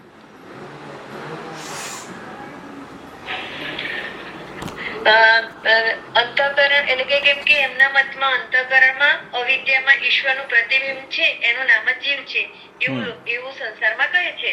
હા, તો અવિદ્યામાં પડેલું અથવા તો એનું જે મલિન અંતઃકરણ છે અવિદ્યા જનિત, એમાં ઈશ્વરનું પ્રતિબિંબ પડ્યું એનું નામ જીવ. જहाँ ताई अविद्या वा अंतःकरण में विद्यमान रहेंगी तहाँ ताई संसारी કહેવાય છે જીવને. જ્યાં સુધી અવિદ્યા વાળો છે ત્યાં સુધી આપણે એને શું કહીએ? શાસ્ત્રમાં શું કહેવાય? એને સંસારી જીવ કહેવાય. જબ અવિદ્યા વા અંતઃકરણ में सो सर्वथा नाश હોઈ જાયગી, એટલે અવિદ્યાનો નાશ થઈ જશે તબ જીવ પરમ મુક્ત હોઈ જાયગો. કારણ કે અવિદ્યામાં પડેલું પ્રતિબિંબ, ઈશ્વરનું પ્રતિબિંબ છે એ જીવ છે. અને અવિદ્યાનો નાશ થઈ ગયો તો પ્રતિબિંબ પણ ગાયબ થઈ ગયો, એનોય નાશ થઈ ગયો, એટલે પરમ મુક્ત થઈ ગયો. તો વચ્ચે જીવન મુક્તિની જે અવસ્થા આવી જોઈએ એ સિદ્ધ થતી નથી તમારા મતમાં, માયાવાદીઓના મતમાં. हमारे भगवत सिद्धांत में तो जीव को भगवान को अंश माने हैं. આપણે ત્યાં ગીતાજી, બ્રહ્મસૂત્ર, ભાગવત એમાં તો જીવ જે છે એ ભગવાનનો અંશ છે. तासो जहाँ तक जीव अविद्या के अधीन रहे हैं तहाँ तक संसारी कहावे है. આપણો સિદ્ધાંત શું છે? જ્યાં સુધી જીવ અવિદ્યાગ્રસ્ત રહે છે ત્યાં સુધી આપણે એને શું કહીએ? આપણું શાસ્ત્ર શું કહે છે? એને संसारी कहे છે. जब जीव अविद्या के अधीन नहीं रहे हैं तब जब जीव अविद्या के अधीन नहीं रहे, જ્યારે એની અવિદ્યા છે એ દૂર થઈ જાય, पंचपर्वा विद्यानी એને प्राप्ति થાય, अविद्या बधी एनी दूर થઈ જાય, तथा जैसे दिन में निंद्रा अपने कारण में लीन रहे हैं, या प्रकार वह जीव की अविद्या अपने कारण में लीन रही आवे हैं, तब वो जीवन मुक्त कहावे हैं. આ સિદ્ધાંત શાસ્ત્રનો છે. વેદ, ગીતા, બ્રહ્મસૂત્ર, ભાગવત ઇત્યાદિ. શું છે જીવન મુક્તિનો સિદ્ધાંત? શું છે આપણે ત્યાં? કે જ્યાં સુધી જીવને સંસાર લાગેલો છે, અવિદ્યા લાગેલી છે, ત્યાં સુધી જીવને સંસારી કહેવામાં આવે છે. પછી પંચપર્વા વિદ્યા પ્રાપ્ત થઈ, વૈરાગ્ય, સાંખ્ય, યોગો, તપો, ભક્તિશ્ચ કેશવે, પંચપર્વેતિ વિદ્યેયમ યયા વિદ્વાન હરિમ વિશે. તો પંચપર્વા વિદ્યા પ્રાપ્ત થઈ એટલે શું થાય? પંચપર્વા વિદ્યા છે દૂર થઈ ગઈ. અને પંચપર્વા જે અવિદ્યા જે છે, જેમ આપણે રાત્રે સૂઈ જાય ત્યારે આપણું જાગરણ અવસ્થા છે એનું ઉપમર્દન થઈ જાય, સવારે જાગીએ ત્યારે આપણી નિંદ્રા જે છે એમાં સંતાઈ જાય. એવું થાય ને, અવિદ્યાની જ્યારે હોય વિદ્યા ત્યારે દબાયેલી હોય, પરંતુ જ્યારે પંચપર્વા વિદ્યાની પ્રાપ્તિ થાય ત્યારે અવિદ્યા જે છે એનું ઉપમર્દન થઈ જાય. तो जब जीव अविद्या के अधीन नहीं रहे हैं तथा जैसे निंद्रा में, जैसे दिन में निंद्रा अपने कारण में લીન રહે हैं, એટલે અત્યારે દિવસ છે તો નિંદ્રા છે એનું ઉપમર્દન થઈ જાય ને, નિંદ્રા અંદર જઈને એના કારણની અંદર એ છુપાઈ ગઈ. એમ જેવું આપણે સાંજ થશે એવી નિંદ્રા આવવા માંડશે, આવે ને, કારણમાં લીન થઈ ગઈ હોય. तो जैसे दिन में निंद्रा अपने कारण में लीन रहे हैं, या प्रकार जीव की अविद्या अपने कारण में લીન રહી આવે है. એટલે અવિદ્યા જે છે એ છુપાઈ જાય. 5 પ્રકારની વિદ્યાની પ્રાપ્તિ થવાના કારણે અવિદ્યા છે એનું ઉપમર્દન થઈ જાય, અવિદ્યાના કારણમાં લીન થઈ જાય, ત્યારે જીવની જે કક્ષા છે એને કઈ અવસ્થા કહેવાય? જીવન મુક્ત થઈ ગયો ને, સંસાર એનો દૂર થઈ ગયો, અવિદ્યા એને દૂર થઈ ગઈ, ત્યારે એને જીવન મુક્ત કહેવાય છે. અને આવી જે જીવન મુક્તિની અવસ્થા છે એ માયાવાદીઓના મતમાં રહેતી નથી. આ પ્રતિબિંબવાદમાં વિરોધ આવે છે. સમજમાં આવ્યું ને? બોલો, ન સમજાણું હોય તો આપણે એની ચર્ચા કરીએ. જીવન મુક્તિની અવસ્થા શાસ્ત્રમાં આ રીતના વર્ણવે. પણ જો જીવને તમે ઈશ્વરનું પ્રતિબિંબ માનશો તો અવિદ્યાનો નાશ થઈ ગયો એટલે પ્રતિબિંબનો નાશ થઈ ગયો, જીવનો નાશ થઈ ગયો, તો એ પરમ મુક્તિ થઈ ગઈ. તો વચ્ચેની જીવન મુક્તિની અવસ્થા તમારા મતમાં આવતી નથી. આ પ્રોબ્લેમ છે ભાઈ. અને બીજી વાત એ કે જીવનો નાશ થઈ ગયો એ કંઈ થોડો મોક્ષ છે, એ કંઈ થોડો પુરુષાર્થ છે. જો જીવનો નાશ થઈ જતો હોય તો તમારા મતમાં મોક્ષની અપુરુષાર્થતા સિદ્ધ થશે. એ પુરુષાર્થ રહ્યો જ નહીં. જીવનો નાશ થવો એ તો શાસ્ત્ર તો એમ કહે છે કે ભાઈ મોક્ષ જે છે એ તો પુરુષાર્થ છે. ધર્મ, અર્થ, કામ અને મોક્ષ. તમારા મતમાં તો પછી મોક્ષની કોઈ પુરુષાર્થતા નહીં રહે, કેમ કે જીવહાનિ તદા મુક્તિ. જીવહાનિને તમે મુક્તિ માનશો તો આ દૂષણ છે તમારા મતમાં. પછી માયાવાદીઓ એમ કહે છે, ચલો આગળ હવે જુઓ. હા, 59મો શ્લોક પૂરો થઈ ગયો ને. આગળ 2 શ્લોકથી કીધું ને, યુક્તિથી ખંડન કરે છે પ્રતિબિંબવાદનું. દ્વાભ્યામ હજી આ શ્લોક 60મા શ્લોકથી પણ. અતઃ જીવન મુક્તો મુક્તેવ ઇતિ ચેત તત્રાહ અધિષ્ઠાતુર્વિનષ્ટત્વાદ ઇતિ.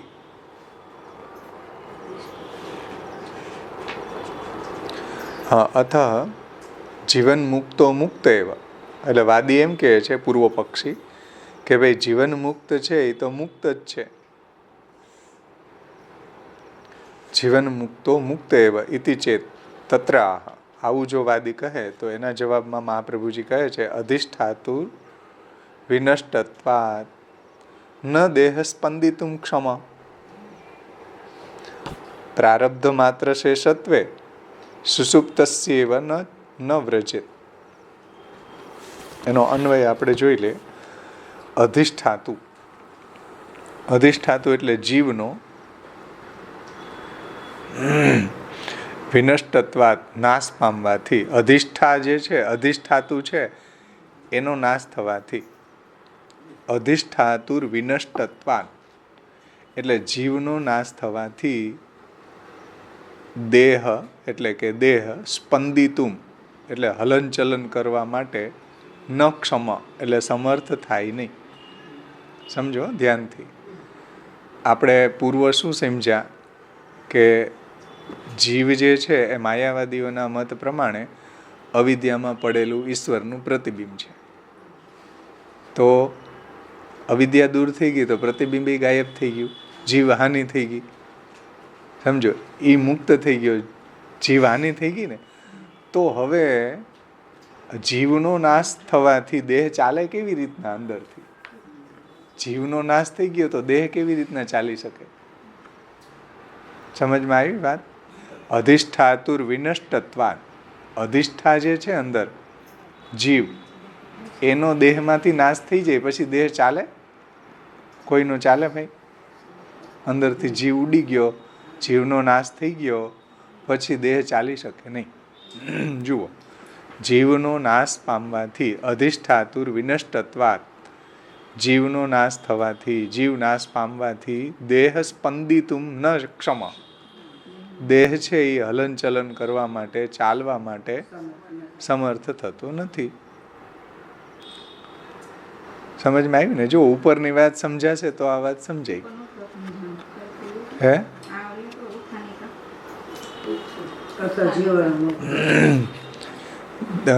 ઉત્થાનિકામાં પૂર્વ પક્ષી એમ કહે છે, વાદીઓ એમ કહે છે કે ભાઈ જીવન મુક્તો મુક્ત એવ, જીવન મુક્ત છે એ તો મુક્તિ જ છે ને. એમ આપણે એમ કીધું ને કે જીવન મુક્તિ આ રીતના થઈ શકે. આપણે હમણાં જ પૂર્વના શ્લોકમાં જોયું કે આનું નામ જીવન મુક્તિ. તમે લોકો પ્રતિબિંબ માનો છો એટલે તમારે જીવન મુક્તિનો કોઈ સ્કોપ આવતો નથી.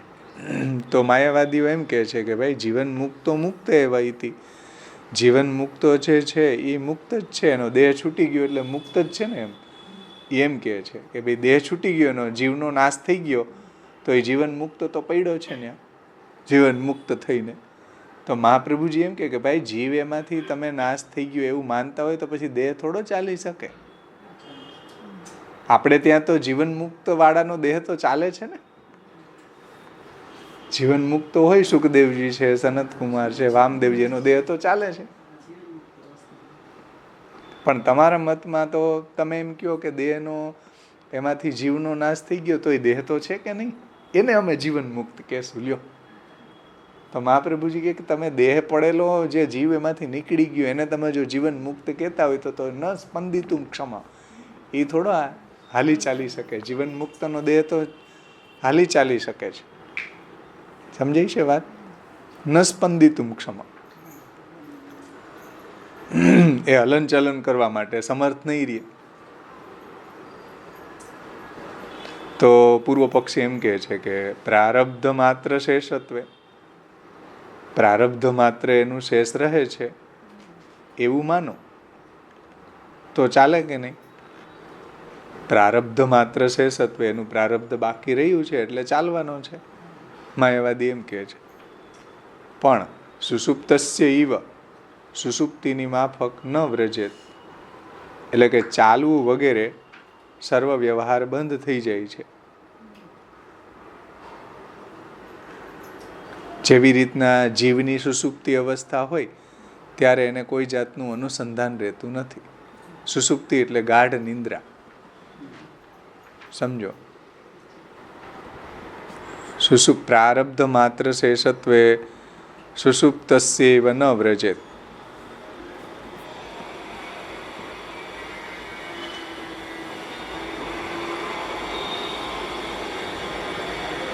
એટલે પ્રારબ્ધ માત્ર શેષ રહ્યું છે એવું જો માયાવાદી કહેતા હોય કે ભાઈ પ્રારબ્ધ માત્ર એનું બાકી રહ્યું ને એને કારણે ચાલશે, તો એવું જો એ માનતા હોય તો સુષુપ્તિની માફક ચાલવું વગેરે જે છે એ સર્વ વ્યવહાર એનો બંધ થઈ જાય છે.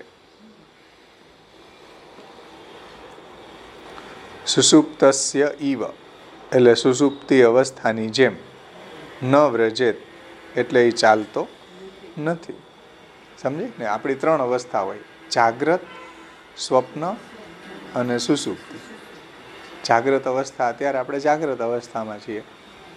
પછી આપણને કાચી નીંદર આવે ત્યારે આપણી સ્વપ્ન અવસ્થા હોય, અને જ્યારે આપણે એકદમ ગાઢ નિંદ્રામાં સૂતા હોય એને સુષુપ્તિ કહેવાય. ત્યારે આપણને કાંઈ અનુસંધાન જ ન રહે, કોણ આવીને વયું ગયું, શું થયું, કાંઈ એટલે કાંઈ ખબર ન રહે. એ સુષુપ્તિ અવસ્થા.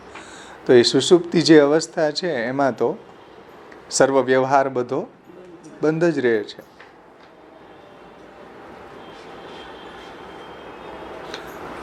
એનો અર્થ એ રીતના છે આ શ્લોકનો કે વાદીના મત પ્રમાણે જીવનો નાશ થતાં દેહનું હલનચલન કરી શકાશે નહીં.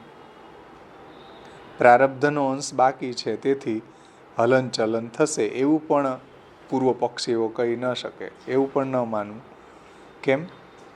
કેમ કે સુષુપ્તિમાં જેમ દેહ હોય પણ ચાલવું વગેરે સર્વ વ્યવહાર થતો નથી, એમ સર્વ વ્યવહાર બંધ થઈ જશે જ્યારે એમાં જીવ જ નાશ થઈ ગયો, જીવની જ હાનિ થઈ ગઈ હોય, તો પછી ચાલી કેવી રીતના શકે? જેમ સુષુપ્તિમાં માણસ ચાલતો નથી, એવી રીતના જીવની જ હાનિ થઈ જાય ત્યારે એનો દેહ થોડો ચાલે.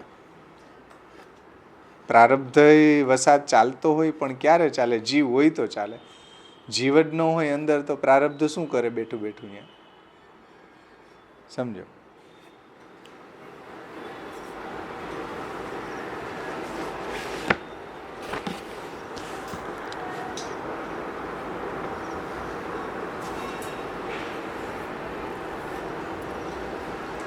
એટલે જેમ સૂતેલો પુરુષનો દેહ છે એ અવિદ્યા અથવા તો લિંગ શરીરના લયના કારણે પ્રારબ્ધ માત્રથી ચાલતો નથી, એમ જીવન મુક્તમાં અધિષ્ઠાતા લિંગ શરીર અથવા તો અવિદ્યાના નાશને લીધે દેહ ચાલવાને માટે શક્તિમાન થતો નથી. આ બધા દૂષણો માયાવાદીઓના મતમાં આવે છે. આપણે ટીકામાં જોઈશું, એનાથી વધારે સ્ફુટ થશે આ શ્લોક. ટીકામાં જુઓ.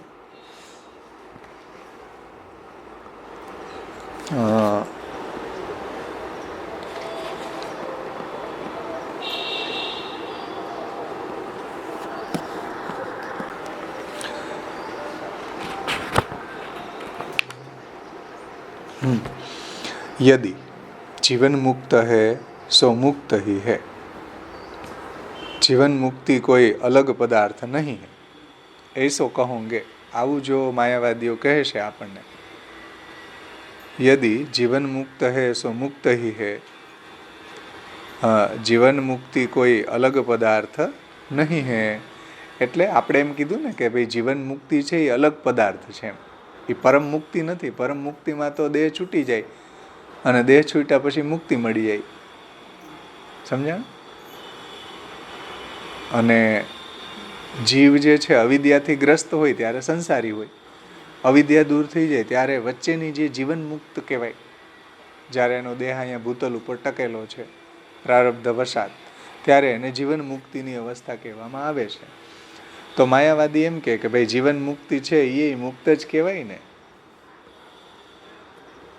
जीवन मुक्ति कोई अलग पदार्थ नहीं है ऐसे कहूँगे तो मुक्त दशा में जहाँ प्रकार अधिष्ठाता जीव को नाश मानो हो तैसे जीवन मुक्त के जीवात्मा को भी नाश मानना पड़ेगा. समझो?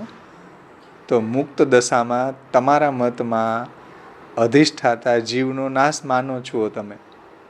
આપણે જોઈએ ને પૂર્વના શ્લોકમાં કે અવિદ્યામાં પડેલું ઈશ્વરનું પ્રતિબિંબ જીવ, અને અવિદ્યાનો નાશ થઈ ગયો એટલે જીવનો પણ નાશ થઈ ગયો. અને જો જીવનો નાશ થઈ જાય, જો મુક્ત દશામાં जहाँ प्रकार अधिष्ठाता जीव को नाश मानो हो तो तैसे जीवन मुक्त के जीवात्मा को भी नाश मानना पड़ेगा। पण जीवन मुक्त ने जीवात्मा नो नाश थोड़ो थाय छे। जीवन मुक्त नी जीवात्मा नो नाश थतो होय तो चाले केम? सुखदेवजी ने वामदेवजी तो चालता था, બધું ક્રિયાકલાપ એ કરતા હતા। એટલે તમારા મતમાં પ્રોબ્લેમ આવશે। જીવનો નાશ થઈ ગયો તો જીવનો નાશ થઈ ગયો પછી જીવન મુક્તિની અવસ્થા રહી જ નહીં। તમે એમ કહો કે નહીં નહીં એ જીવનો નાશ થઈ ગયો ને તોય પછી એનો દેહ તો પડ્યો છે કે નહીં, એ જીવન મુક્ત બોલો। પણ જીવન મુક્ત એને કહેશો તો હાલતો ચાલતો તો છે નહીં જીવન મુક્ત। तो जीवन मुक्त को जीवन मुक्त के जीवात्मा को भी नाश मानना पड़ेगा। तब तो जीवन मुक्त को देह चलवे को समर्थ नहीं होना चाहिए। जीवात्मा नो नाश थई गयो પછી જીવન મુક્ત ચાલી શકે? કોઈ દિવસ ચાલી તો શકતો નથી તમારા મતમાં। અને શાસ્ત્રના મતમાં તો જીવન મુક્ત ચાલે છે, બધું ક્રિયાકલાપ કરે છે। આ દૂષણ આવે છે કે નહીં? तो जीवन मुक्त को देह चलवे को समर्थ नहीं होना चाहिए। शास्त्र में तो श्री सुकादि की देह को चलनो प्रसिद्ध है। शास्त्र में तो सुखदेव जी, वामदेव जी, सनत कुमारो आ बधा जीवन मुक्त हता, एनी देह तो चालती थी छे ने। सुखदेव जी पण गंगाजी ना तट उपर आव्या परीक्षित जी ने कथा संभळावा, तो एनो देह तो चाली ज रह्यो हतो ने। तो तमारा मतमां તમે એમ કહો છો કે જીવહાનિ એનું નામ મુક્તિ, જીવનો નાશ થવો એનું નામ મુક્તિ। પછી આપણે એમ કહીએ કે ભાઈ તમારા મતમાં જીવન મુક્તિની કોઈ અવસ્થા વચ્ચે આવતી નથી, તો એમ કહે છે કે ભાઈ એનો દેહમાંથી જીવની હાનિ થઈ ગઈ પછી મુક્ત થઈ ગયો। મુક્ત થઈ ગયો તો એનો દેહ તો અહીંયા પડેલો છે ને, એને અમે જીવન મુક્ત કહેશું। હવે એને તમે જીવન મુક્ત કહેશો તો જીવન મુક્ત તો શાસ્ત્રમાં કીધું છે કે બધા હાલતા ચાલતા પ્રાણીઓ જીવન મુક્ત છે।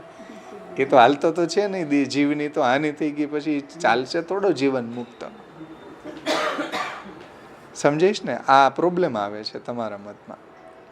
तब तो जीवन मुक्त को देह चलवे को समर्थ नहीं होना चाहिए। शास्त्र में सुकादिकन की देह को चलनो प्रसिद्ध है। जीवन मुक्तो जे छे एनी देह तो चाले ज छे, शास्त्र में प्रसिद्ध है। कदाचित कहोगे कि अधिष्ठाता जीवात्मा नहीं रहे तासो कहाँ भयो? प्रारब्ध कर्म के द्वारा जीवन मुक्त की देह चले। आ पूर्व पक्षी कहे छे। मायावादीओ शुं कहे कि चालो कदाच एनो जीवनी हानि थई गई, जीवनो नाश थई गयो एटले ए चाली नहीं शके, परंतु ए प्रारब्ध कर्मना कारणे चालशे।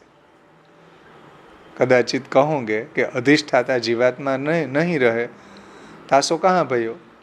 એટલે એની અંદર જીવાત્મા જે અધિષ્ઠાતા છે, જીવાત્મા દેહને ચલાવવા વાળો, એ ન રહ્યો તો શું થયું? પ્રારબ્ધ કર્મ કે દ્વારા જીવન મુક્ત કી દેહ ચલે હે। પ્રારબ્ધ કર્મ દ્વારા જીવન મુક્ત જે છે એની દેહ ચાલે છે। આવું માયાવાદીઓ આર્ગ્યુમેન્ટ કરતા હોય તો શ્રી આચાર્ય ચરણો એનો જવાબ આપે છે। તાકો ઉત્તર ये है कि प्रारब्ध कर्म देह को विद्यमान तो राखे सके है, परंतु देह को चलाई देनो अथवा तो भोजन आदि कार्य कराई देने ये प्रारब्ध की सामर्थ्य नहीं है। प्रारब्ध कर्म शू करे? देह ने टकावी राखे। प्रारब्ध कारण के आपणे जोयुं हतुं ने उपोद्घात प्रकरण में कि ज्यारे जीव छे ने पंचपर्वा विद्यानी प्राप्ति थाय त्यारे पंचपर्वा अविद्यानुं उपमर्दन थाय, त्यारे जीवनो संसार बधो दूर थई जाय अने त्यारे एने जीवन मुक्त अवस्था कहेवाय। हजी एनु प्रारब्ध कर्म बाकी छे एने कारणे एनो देह छे ए पड़तो नथी।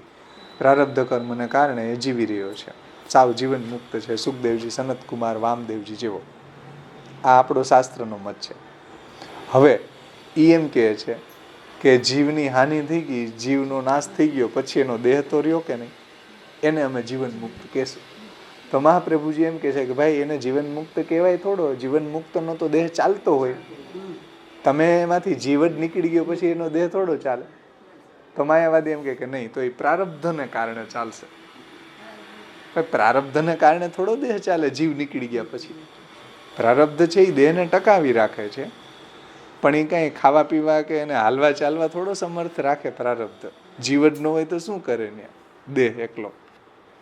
એમ કહે છે। જો ताको उत्तर ये है कि प्रारब्ध कर्म देह को विद्यमान तो राख सके, परंतु देह को चलाई देनो अथवा तो भोजन आदि कार्य करवाई देनो ये प्रारब्ध की सामर्थ्य नहीं है, ये तो जीवनी सामर्थ्य है। तो जीव एनी अंदर होय तो ये खाय लाडवा, नहींतर शुं खाय?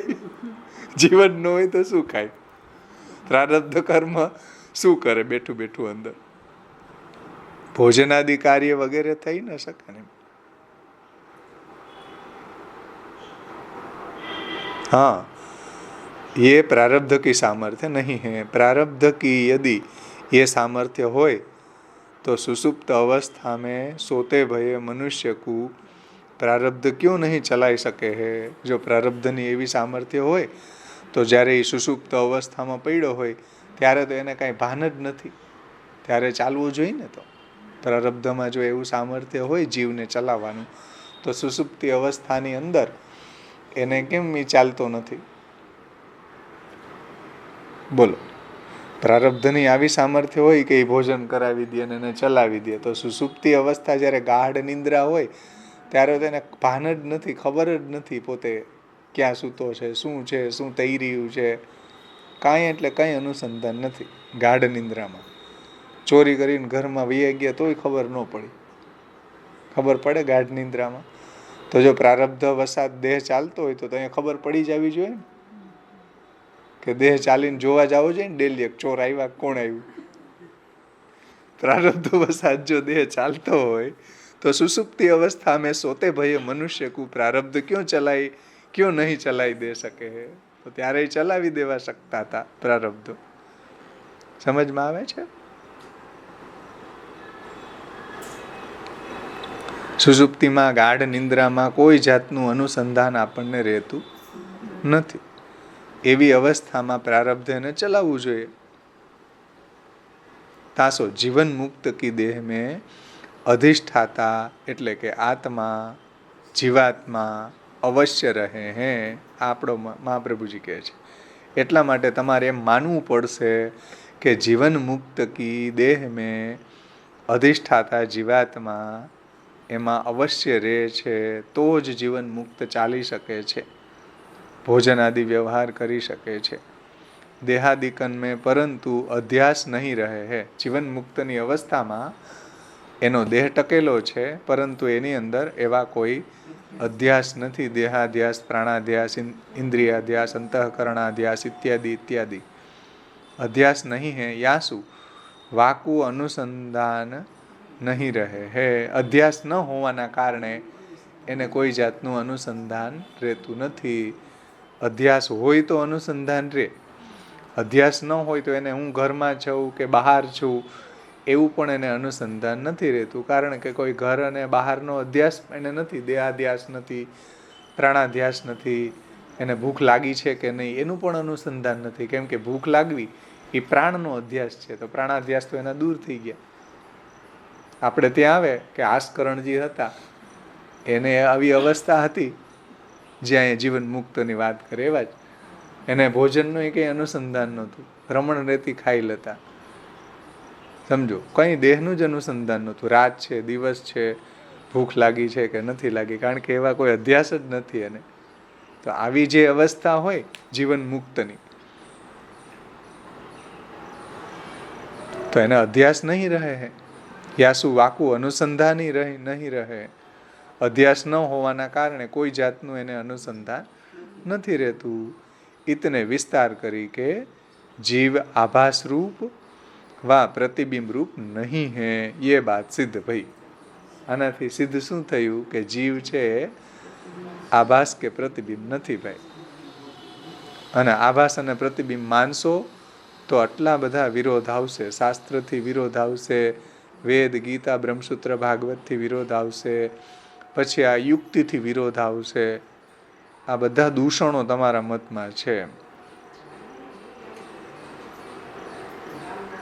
समझाणुं ने?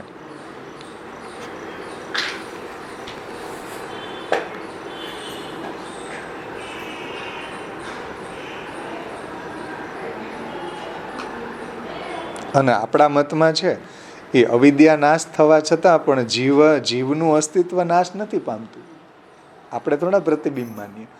આપણે ત્યાં જીવાત્માની અવિદ્યા દૂર થઈ ગઈ, એનો સંસાર દૂર થઈ ગયો, છતાંય જીવાત્માનું અસ્તિત્વ તો રહે જ છે. એટલે આપણે ત્યાં જીવન મુક્તની કક્ષા જે શાસ્ત્રમાં વર્ણન કરી આવે છે. કેમ કે આપણે થોડો એને પ્રતિબિંબ માનીએ. એ લોકો પ્રતિબિંબ માને તો અવિદ્યાનો નાશ થઈ જાય તો જીવનો નાશ થઈ ગયો, જીવનો નાશ થઈ ગયો તો પછી જીવન મુક્તની કોઈ અવસ્થા જ ન આવી વચ્ચે. સમજણ? એટલે અવિદ્યાનું નષ્ટ થવાથી જીવાત્મા નષ્ટ થતો નથી. આપણે ત્યાં અવિદ્યા જે છે એ નિંદ્રાની જેમ અંદર છુપાઈ જાય છે. જીવન મુક્ત અવસ્થામાં એની અવિદ્યા જે છે, જેમ ગાઢ નિંદ્રામાં આપણે સૂતા હોઈએ ત્યારે જાગરણ અવસ્થા ઉપમર્દન થઈ જાય, એવી રીતના પંચપર્વા વિદ્યાની પ્રાપ્તિ થાય એટલે પંચપર્વા અવિદ્યા એની અંદર છુપાઈ જાય છે. એમાં કોઈ જીવનો નાશ થતો નથી. એટલે આપણે ત્યાં જીવન મુક્તિની અવસ્થા આવી રહી છે.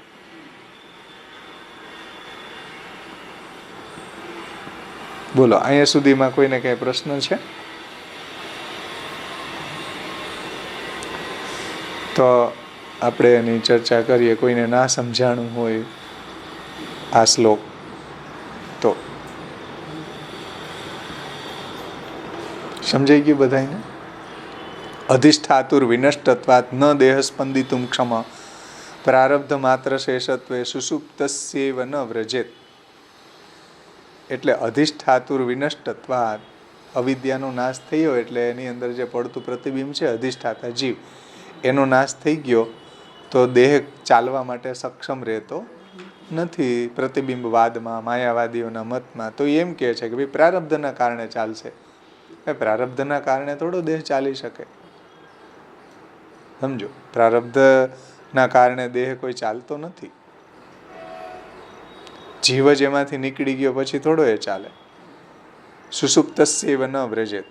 એટલે પ્રારબ્ધ શેષ રહે એવું તમે માનતા હોય તો સુષુપ્તિ અવસ્થામાં એ ચાલવો જોઈએ ને. પ્રારબ્ધના કારણે દેહ, એવું તો થતું નથી. અને દેહમાંથી જીવ નીકળી જાય પછી તમે એને જીવન મુક્ત કહેતા હોય તો પછી એની કોઈ ચેષ્ટા જેમાં થતી નથી. અને સુખદેવજી જેવા જીવન મુક્ત જે છે એ તો હલનચલન કરી જ રહ્યા છે, એની અંદર જીવ તો છે. એટલે લોજિકથી મહાપ્રભુજીએ માયાવાદીઓના મતનું આ રીતના ખંડન કર્યું કે તર્કથી પણ આ બધી એની જે યુક્તિઓ છે એનું નિરસન કર્યું મહાપ્રભુજીએ.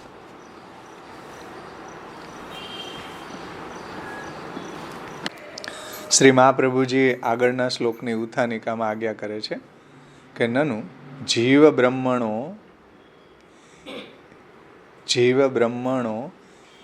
એક્યાન્યથા અનુપપત્યા તત્વમસી. જીવ બ્રહ્મણો એક્ય અન્યથા અનુપપત્યા તત્વમસી. છાંદોગ્ય ઉપનિષદ 6:8-7 ઇત્યાદિ વાક્યાનુરોધેન બિંબ પ્રતિબિંબયો એક્યમ યુક્તમિતિ તથાત્વમ કલ્પ્યતે ઇતિ આશંક્યા તિરસ્કુર્વન તત્વમસી ઇતિ વાક્યમ ન મહાવાક્યમ ઇતિ આહ તત્વમસી ઇતિ. હવે જીવ જે છે અને બ્રહ્મ, જીવ અને બ્રહ્મના એક્યની, જીવ બ્રહ્મણો એક્ય અન્યથા અનુપપત્તિ. એટલે જીવ અને બ્રહ્મના એક્યની અન્યથા અનુપપત્તિથી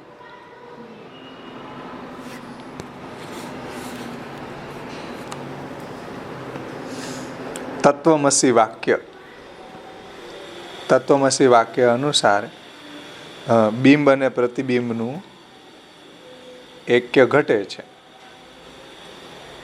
અને માટે પ્રતિબિંબત્વની કલ્પના કરાય છે. આવી શંકાનો દૂર કરવા માટે, આવી શંકાને અનુદય કરવા માટે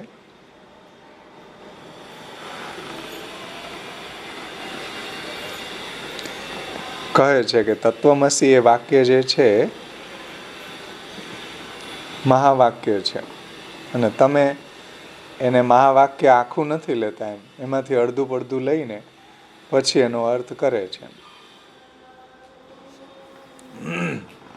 એટલે કેટલાક વાદીઓ જે છે એ તત્વમસી વાક્ય છે એ મહાવાક્ય અનુસાર બ્રહ્મ અને જીવની એકતા કરવા માટે બિંબ અને પ્રતિબિંબને એક્ય માને છે.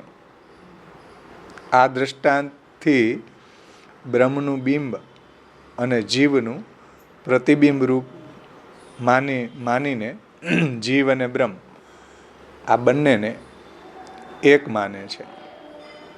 એ મતનું હવે મહાપ્રભુજી નિરાકરણ કરે છે. સમજો, હવે તત્વમસી વાક્ય જે છે ને ઉપનિષદમાં, તત્વમસી વાક્ય આપણે છાંદોગ્ય ઉપનિષદમાં, એનાથી માયાવાદીઓ શું સિદ્ધ કરે કે જીવ અને બ્રહ્મ એક જ છે. તત્વમસી તે બ્રહ્મ તું છે એવું શ્વેતકેતુને કહ્યું આરુણીએ. એનાથી માયાવાદીઓ આ વાક્ય દ્વારા જીવ અને બ્રહ્મનું એક્ય બતાવે છે કે જીવ છે એ જ બ્રહ્મ છે. જીવો બ્રહ્મૈવ ના પરે.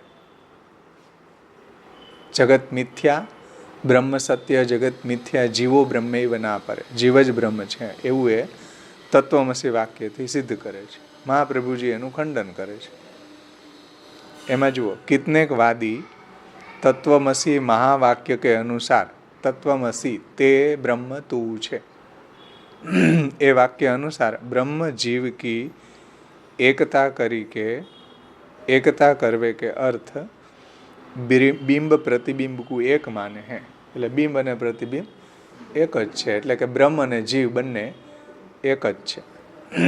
યા દ્રષ્ટાંત સો બ્રહ્મ કુ બિંબ તથા જીવ કુ પ્રતિબિંબ માની કે, એટલે બ્રહ્મ જે છે એ બિંબ છે અને જીવ એનું પ્રતિબિંબ છે, આવું માનીને જીવ અને બ્રહ્મને બંનેને जीव और ब्रह्म इन दोनों को एक माने हैं કે જીવ છે એ જ બ્રહ્મ છે. આવું જીવ અને બ્રહ્મનું એક્ય માને છે. એ મતનું મહાપ્રભુજી નિરાકરણ કરે છે, ખંડન કરે છે. જીવ અને બ્રહ્મના એક્યનું જે વાદ છે માયાવાદીઓનો, એનું ખંડન કર્યું છે મહાપ્રભુજીએ. આપણે એને શોર્ટમાં પ્રકાશ ટીકા ગુજરાતીમાં જોઈ લઈએ, પછી આવતે વખતે વ્રજ ભાષા જોશું.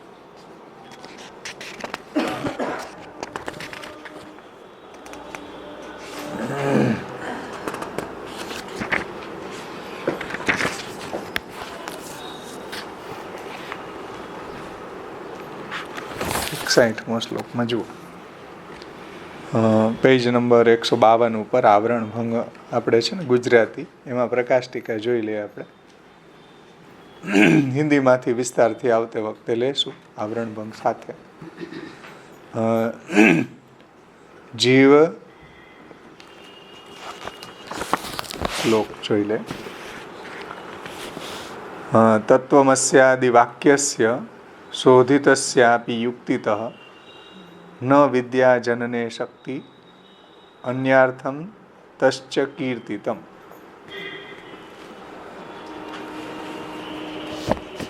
એનો અન્વય આપણે લઈ લે. યુક્તિથી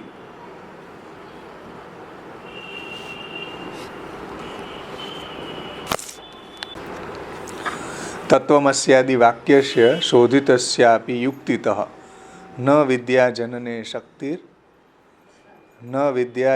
શક્તિર અન્યાર્થમ તશ્ચ કીર્તિતમ.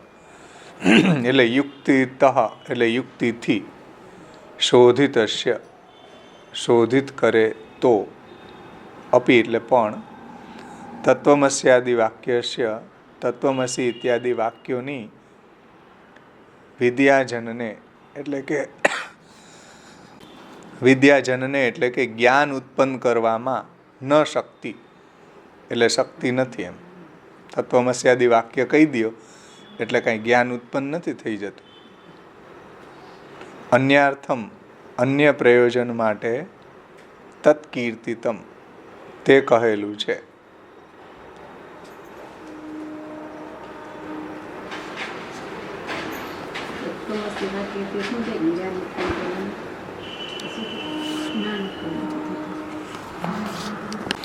એટલે યુક્તિથી શોધિત તત્વમસી આદિ વાક્યની વિદ્યા ઉત્પન્ન કરવાની શક્તિ નથી, પણ તે વાક્ય જે છે એ અન્ય પ્રયોજન માટે કહેલું છે. એમ કે તત્વમસી કહેવાથી કોઈ એને વિદ્યાની પ્રાપ્તિ નથી થઈ જતી કે એ મુક્ત નથી થઈ જતો. એમ તત્વમસી વાક્ય કહેવાનું પ્રયોજન ઉપનિષદનું અલગ છે. અને બ્રહ્મણ સર્વરૂપત્વમ અવયુજ્ય નિરૂપિતમ, એના માટે આ તત્વમસી વાક્ય છે. તત્કીર્તિતમ તે કહેલું છે. તે તત્વમસી વાક્ય બ્રહ્મણ એટલે કે બ્રહ્મ સર્વરૂપત્વાત જળ જીવ અંતર્યામી રૂપ હોવાથી અવયુજ્ય એટલે કે જળ જીવ વગેરેના વિભાગપૂર્વક નિરૂપિતમ આખું વાક્ય કહેવામાં આવ્યું છે.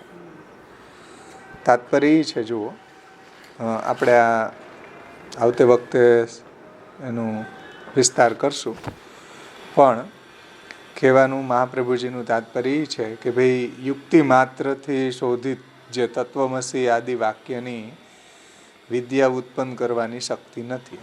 એટલે તત્વમસી કહેવાથી કોઈ વિદ્યા ઉત્પન્ન ન થઈ જાય, પણ તે વાક્ય અન્ય પ્રયોજન માટે કહેલું છે. એ શું પ્રયોજન છે? એટલે તે વાક્યથી જળ જીવનું પૃથકત્વ નિરૂપણ કરીને બ્રહ્મનું સર્વરૂપત્વ નિરૂપણ કરેલું છે. એટલે બ્રહ્મ જે છે એ બધા જળ પદાર્થ રૂપે, બધા જીવ રૂપે આખું વાક્ય મહાવાક્ય છે. કેવલ એમાંથી તત્વમસી વાક્ય લઈને શંકરાચાર્યજી ભાગ ત્યાગ લક્ષણા વૃત્તિથી એનો અર્થ કરે છે. પણ આખું મહાવાક્ય છે એતદાત્મવિદમ સર્વમ તચ્ચત્યમ સ આત્મા તત્વમસી શ્વેતકેતો. શ્વેતકેતુ વિદ્યા જે છે એમાં આરુણી ઋષિ જે છે એના પિતા, એના દાદા, એને પૂછે છે કે તું ભણી આવ્યો? તો શું ભણીને આવ્યો? તો એવું કાંઈ ભણી આવ્યો છે કે એકમ વિદમ સર્વવિદમ ભવતી, એકને જાણી લેવાથી બધું જ જણાય જાય, એવું કાંઈ ભણ્યો? તો કે એવું કાંઈ તો હું ભણ્યો નથી. ત્યારે આરુણી જે છે એના પિતા એને આ ઉપદેશ આપે છે કે એતદ આત્મવિદમ સર્વ, આ બધું જ જે છે જગત એ બધું બ્રહ્માત્મક છે. એતદ આત્મવિદમ સર્વમ તત્ સત્યમ, અને બધું સત્ય છે, બ્રહ્માત્મક છે. એતદ આત્મવિદમ સર્વમ તત્ સત્યમ સ આત્મા તત્વમસી શ્વેતકેતુ, અને હે શ્વેતકેતુ તું પણ આ જગતની અંદર રહેલો છે, બ્રહ્મનો અંશ છે, એટલે તું પણ બ્રહ્માત્મક છે, જગત એ બ્રહ્માત્મક છે. આવું કહેવા માટે તત્વમસી વાક્ય છાંદોગી ઉપનિષદમાં આવ્યું છે. કે જીવ અને બ્રહ્મનું એકત્વ બતાવવા માટે કે જીવ છે અહમ બ્રહ્માસ્મિ, જીવ જ બ્રહ્મ છે એવું જણાવવા માટે નથી એનો ઉપયોગ. એમ આખું જગતે બ્રહ્માત્મક છે, બધા જીવ પણ બ્રહ્માત્મક છે. એતદ આત્મવિદમ સર્વમ તત્ સત્યમ, બધું સત્ય છે, મિથ્યા નથી, આવું સમજાવવા માટે તત્વમસી વાક્ય છે. અને માયાવાદીઓ શું કે ભાઈ તત્વમસી એનો જે પ્રાકૃત ગુરુ છે એના શિષ્યને એમ કે બોલ બેટા તત્વમસી, એટલે ઓલો બોલે તત્વમસી તે બ્રહ્મ તું છે, હવે હું બ્રહ્મ થઈ ગયો, વાત પૂરી. એમ બ્રહ્મ કહેવાથી કંઈ થોડું એને તત્વમસી બોલી જવાથી કંઈ જ્ઞાન ન થઈ જાય, વિદ્યાની પ્રાપ્તિ નથી થઈ જતી. જોવાય તત્વમસ્યાદિક વાક્ય શોધિતસ્યાપી યુક્તિતઃ ન વિદ્યાજનને શક્તિ, એમાં કાંઈ વિદ્યાજનનની શક્તિ નથી કે તત્વમસી બોલવાથી વિદ્યા પ્રાપ્ત થઈ ગઈ ને પછી વિદ્યા પ્રાપ્ત થાય પછી મુક્ત થઈ જાય, કે અહમ બ્રહ્માસ્મિ બોલી જાય તો એને વિદ્યા પ્રાપ્ત થઈ ગઈ, કે દશકમ ત્વમસી ન્યાય જે માયાવાદીઓના મતમાં છે ને, દશકમ ત્વમસી ન્યાય, 10મો તું. તો એવી રીતના કોઈ આવા વાક્યો જે છે એનાથી એને વિદ્યાની પ્રાપ્તિ થઈ નથી જતી આવું કહેવાથી, એમ મહાપ્રભુજી કહે છે. કારણ કે ન વિદ્યાજનને શક્તિ, વિદ્યા પ્રાપ્ત કરવાની શક્તિ એમાં નથી. અન્ય અર્થમ તશ્ચ કીર્તિતમ, એનું તત્વમસી વાક્યનું જે તાત્પર્ય છે કંઈક અલગ જ છે. શું અલગ છે? તો કે ભાઈ એતદાત્મમિદમ સર્વમ, આ બધું જ જે દેખાય છે જગત પ્રપંચ એ બધું આત્મારૂપ છે, બ્રહ્મરૂપ છે. તત્ સત્યમ, એ સત્ય છે. એતદાત્મમિદમ સર્વમ તત્ સત્યમ સ આત્મા તત્વમસી શ્વેતકેતો, અને બધાની મધ્યમાં તું પણ રહેલો છે, એટલે તું પણ બ્રહ્માત્મક છે. આવું કહેવા માટે આવું પ્રયોજન છે તત્વમસી વાક્યનું. માયાવાદી જે રીતના પ્રયોજન બતાવે એવું પ્રયોજન નથી. સમજાયું ને?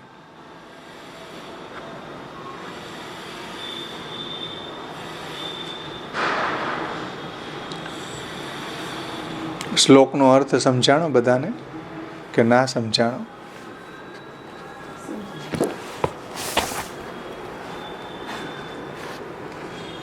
એટલે તત્વમસી ઇત્યાદિ વાક્યને યુક્તિથી વિચારવામાં આવે તો પણ એ જ્ઞાન ઉત્પન્ન કરવામાં શક્તિમાન નથી.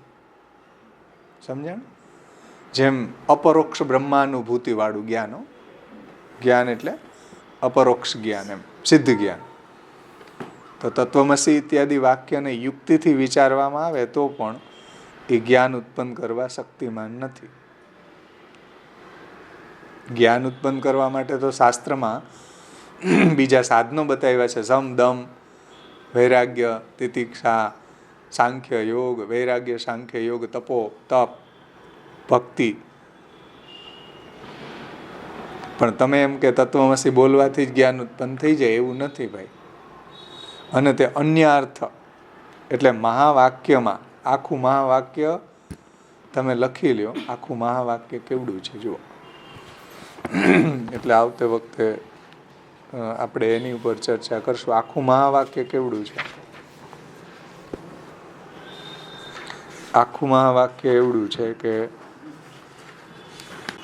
સદૈવ સૌમ્ય ઇદમ અગ્ર આસીત થી આરંભીને એતદાત્મમિદમ સર્વમ તત્ સત્યમ સ આત્મા તત્વમસી શ્વેતકેતો, આ પ્રમાણેનું સંપૂર્ણ મહાવાક્ય છે.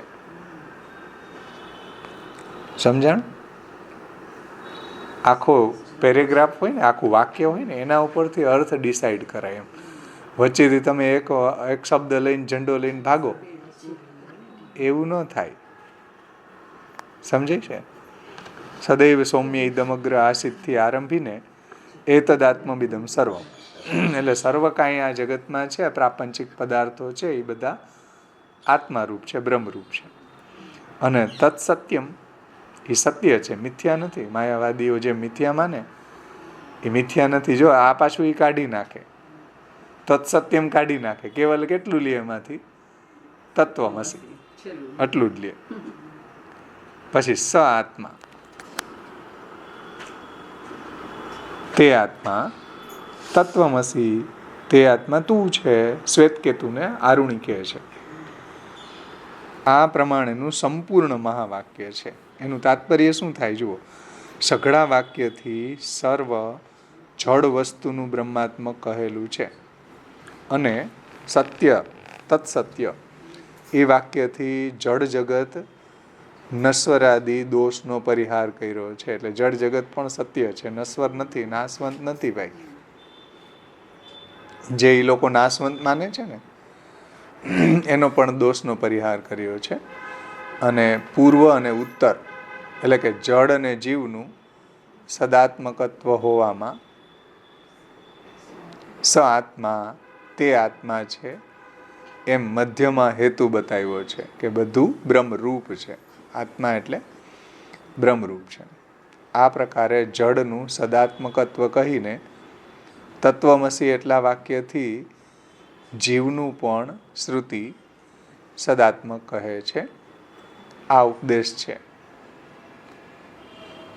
એટલે કે આખું મહાવાક્યનો અર્થ સમજવો જોઈએ. એમાંથી વચ્ચેથી તમે તત્વમસી લઈને ભાગો, ઝંડો લઈને ભાગો, એવું ન ચાલે. એને શંકરાચાર્યજી ભાગત્યાગ લક્ષણા કરે છે. ભાગત્યાગ લક્ષણા એટલે શું? અડધું એમાંથી જોઈએ એટલું લે, બીજું બધું છોડી દેવાનું. આવું શાસ્ત્રના વાક્યમાં કરી ન શકાય. ભાગ ત્યાગ લક્ષણા આખું વાક્ય સમજવું જોઈએ, આખું વાક્ય સ્વીકારવું જોઈએ અને પછી જ એનો અર્થ સમજવો જોઈએ. વચ્ચેથી તમે તત્વમસી લઈ લ્યો ને તત્સત્યમ ક્યાં ગયું, એતદાત્મમિદમ સર્વમ ક્યાં ગયું? આવું ન થાય. સમજમાં આવ્યું ને? એને ભાગ ત્યાગ લક્ષણા કહેવાય.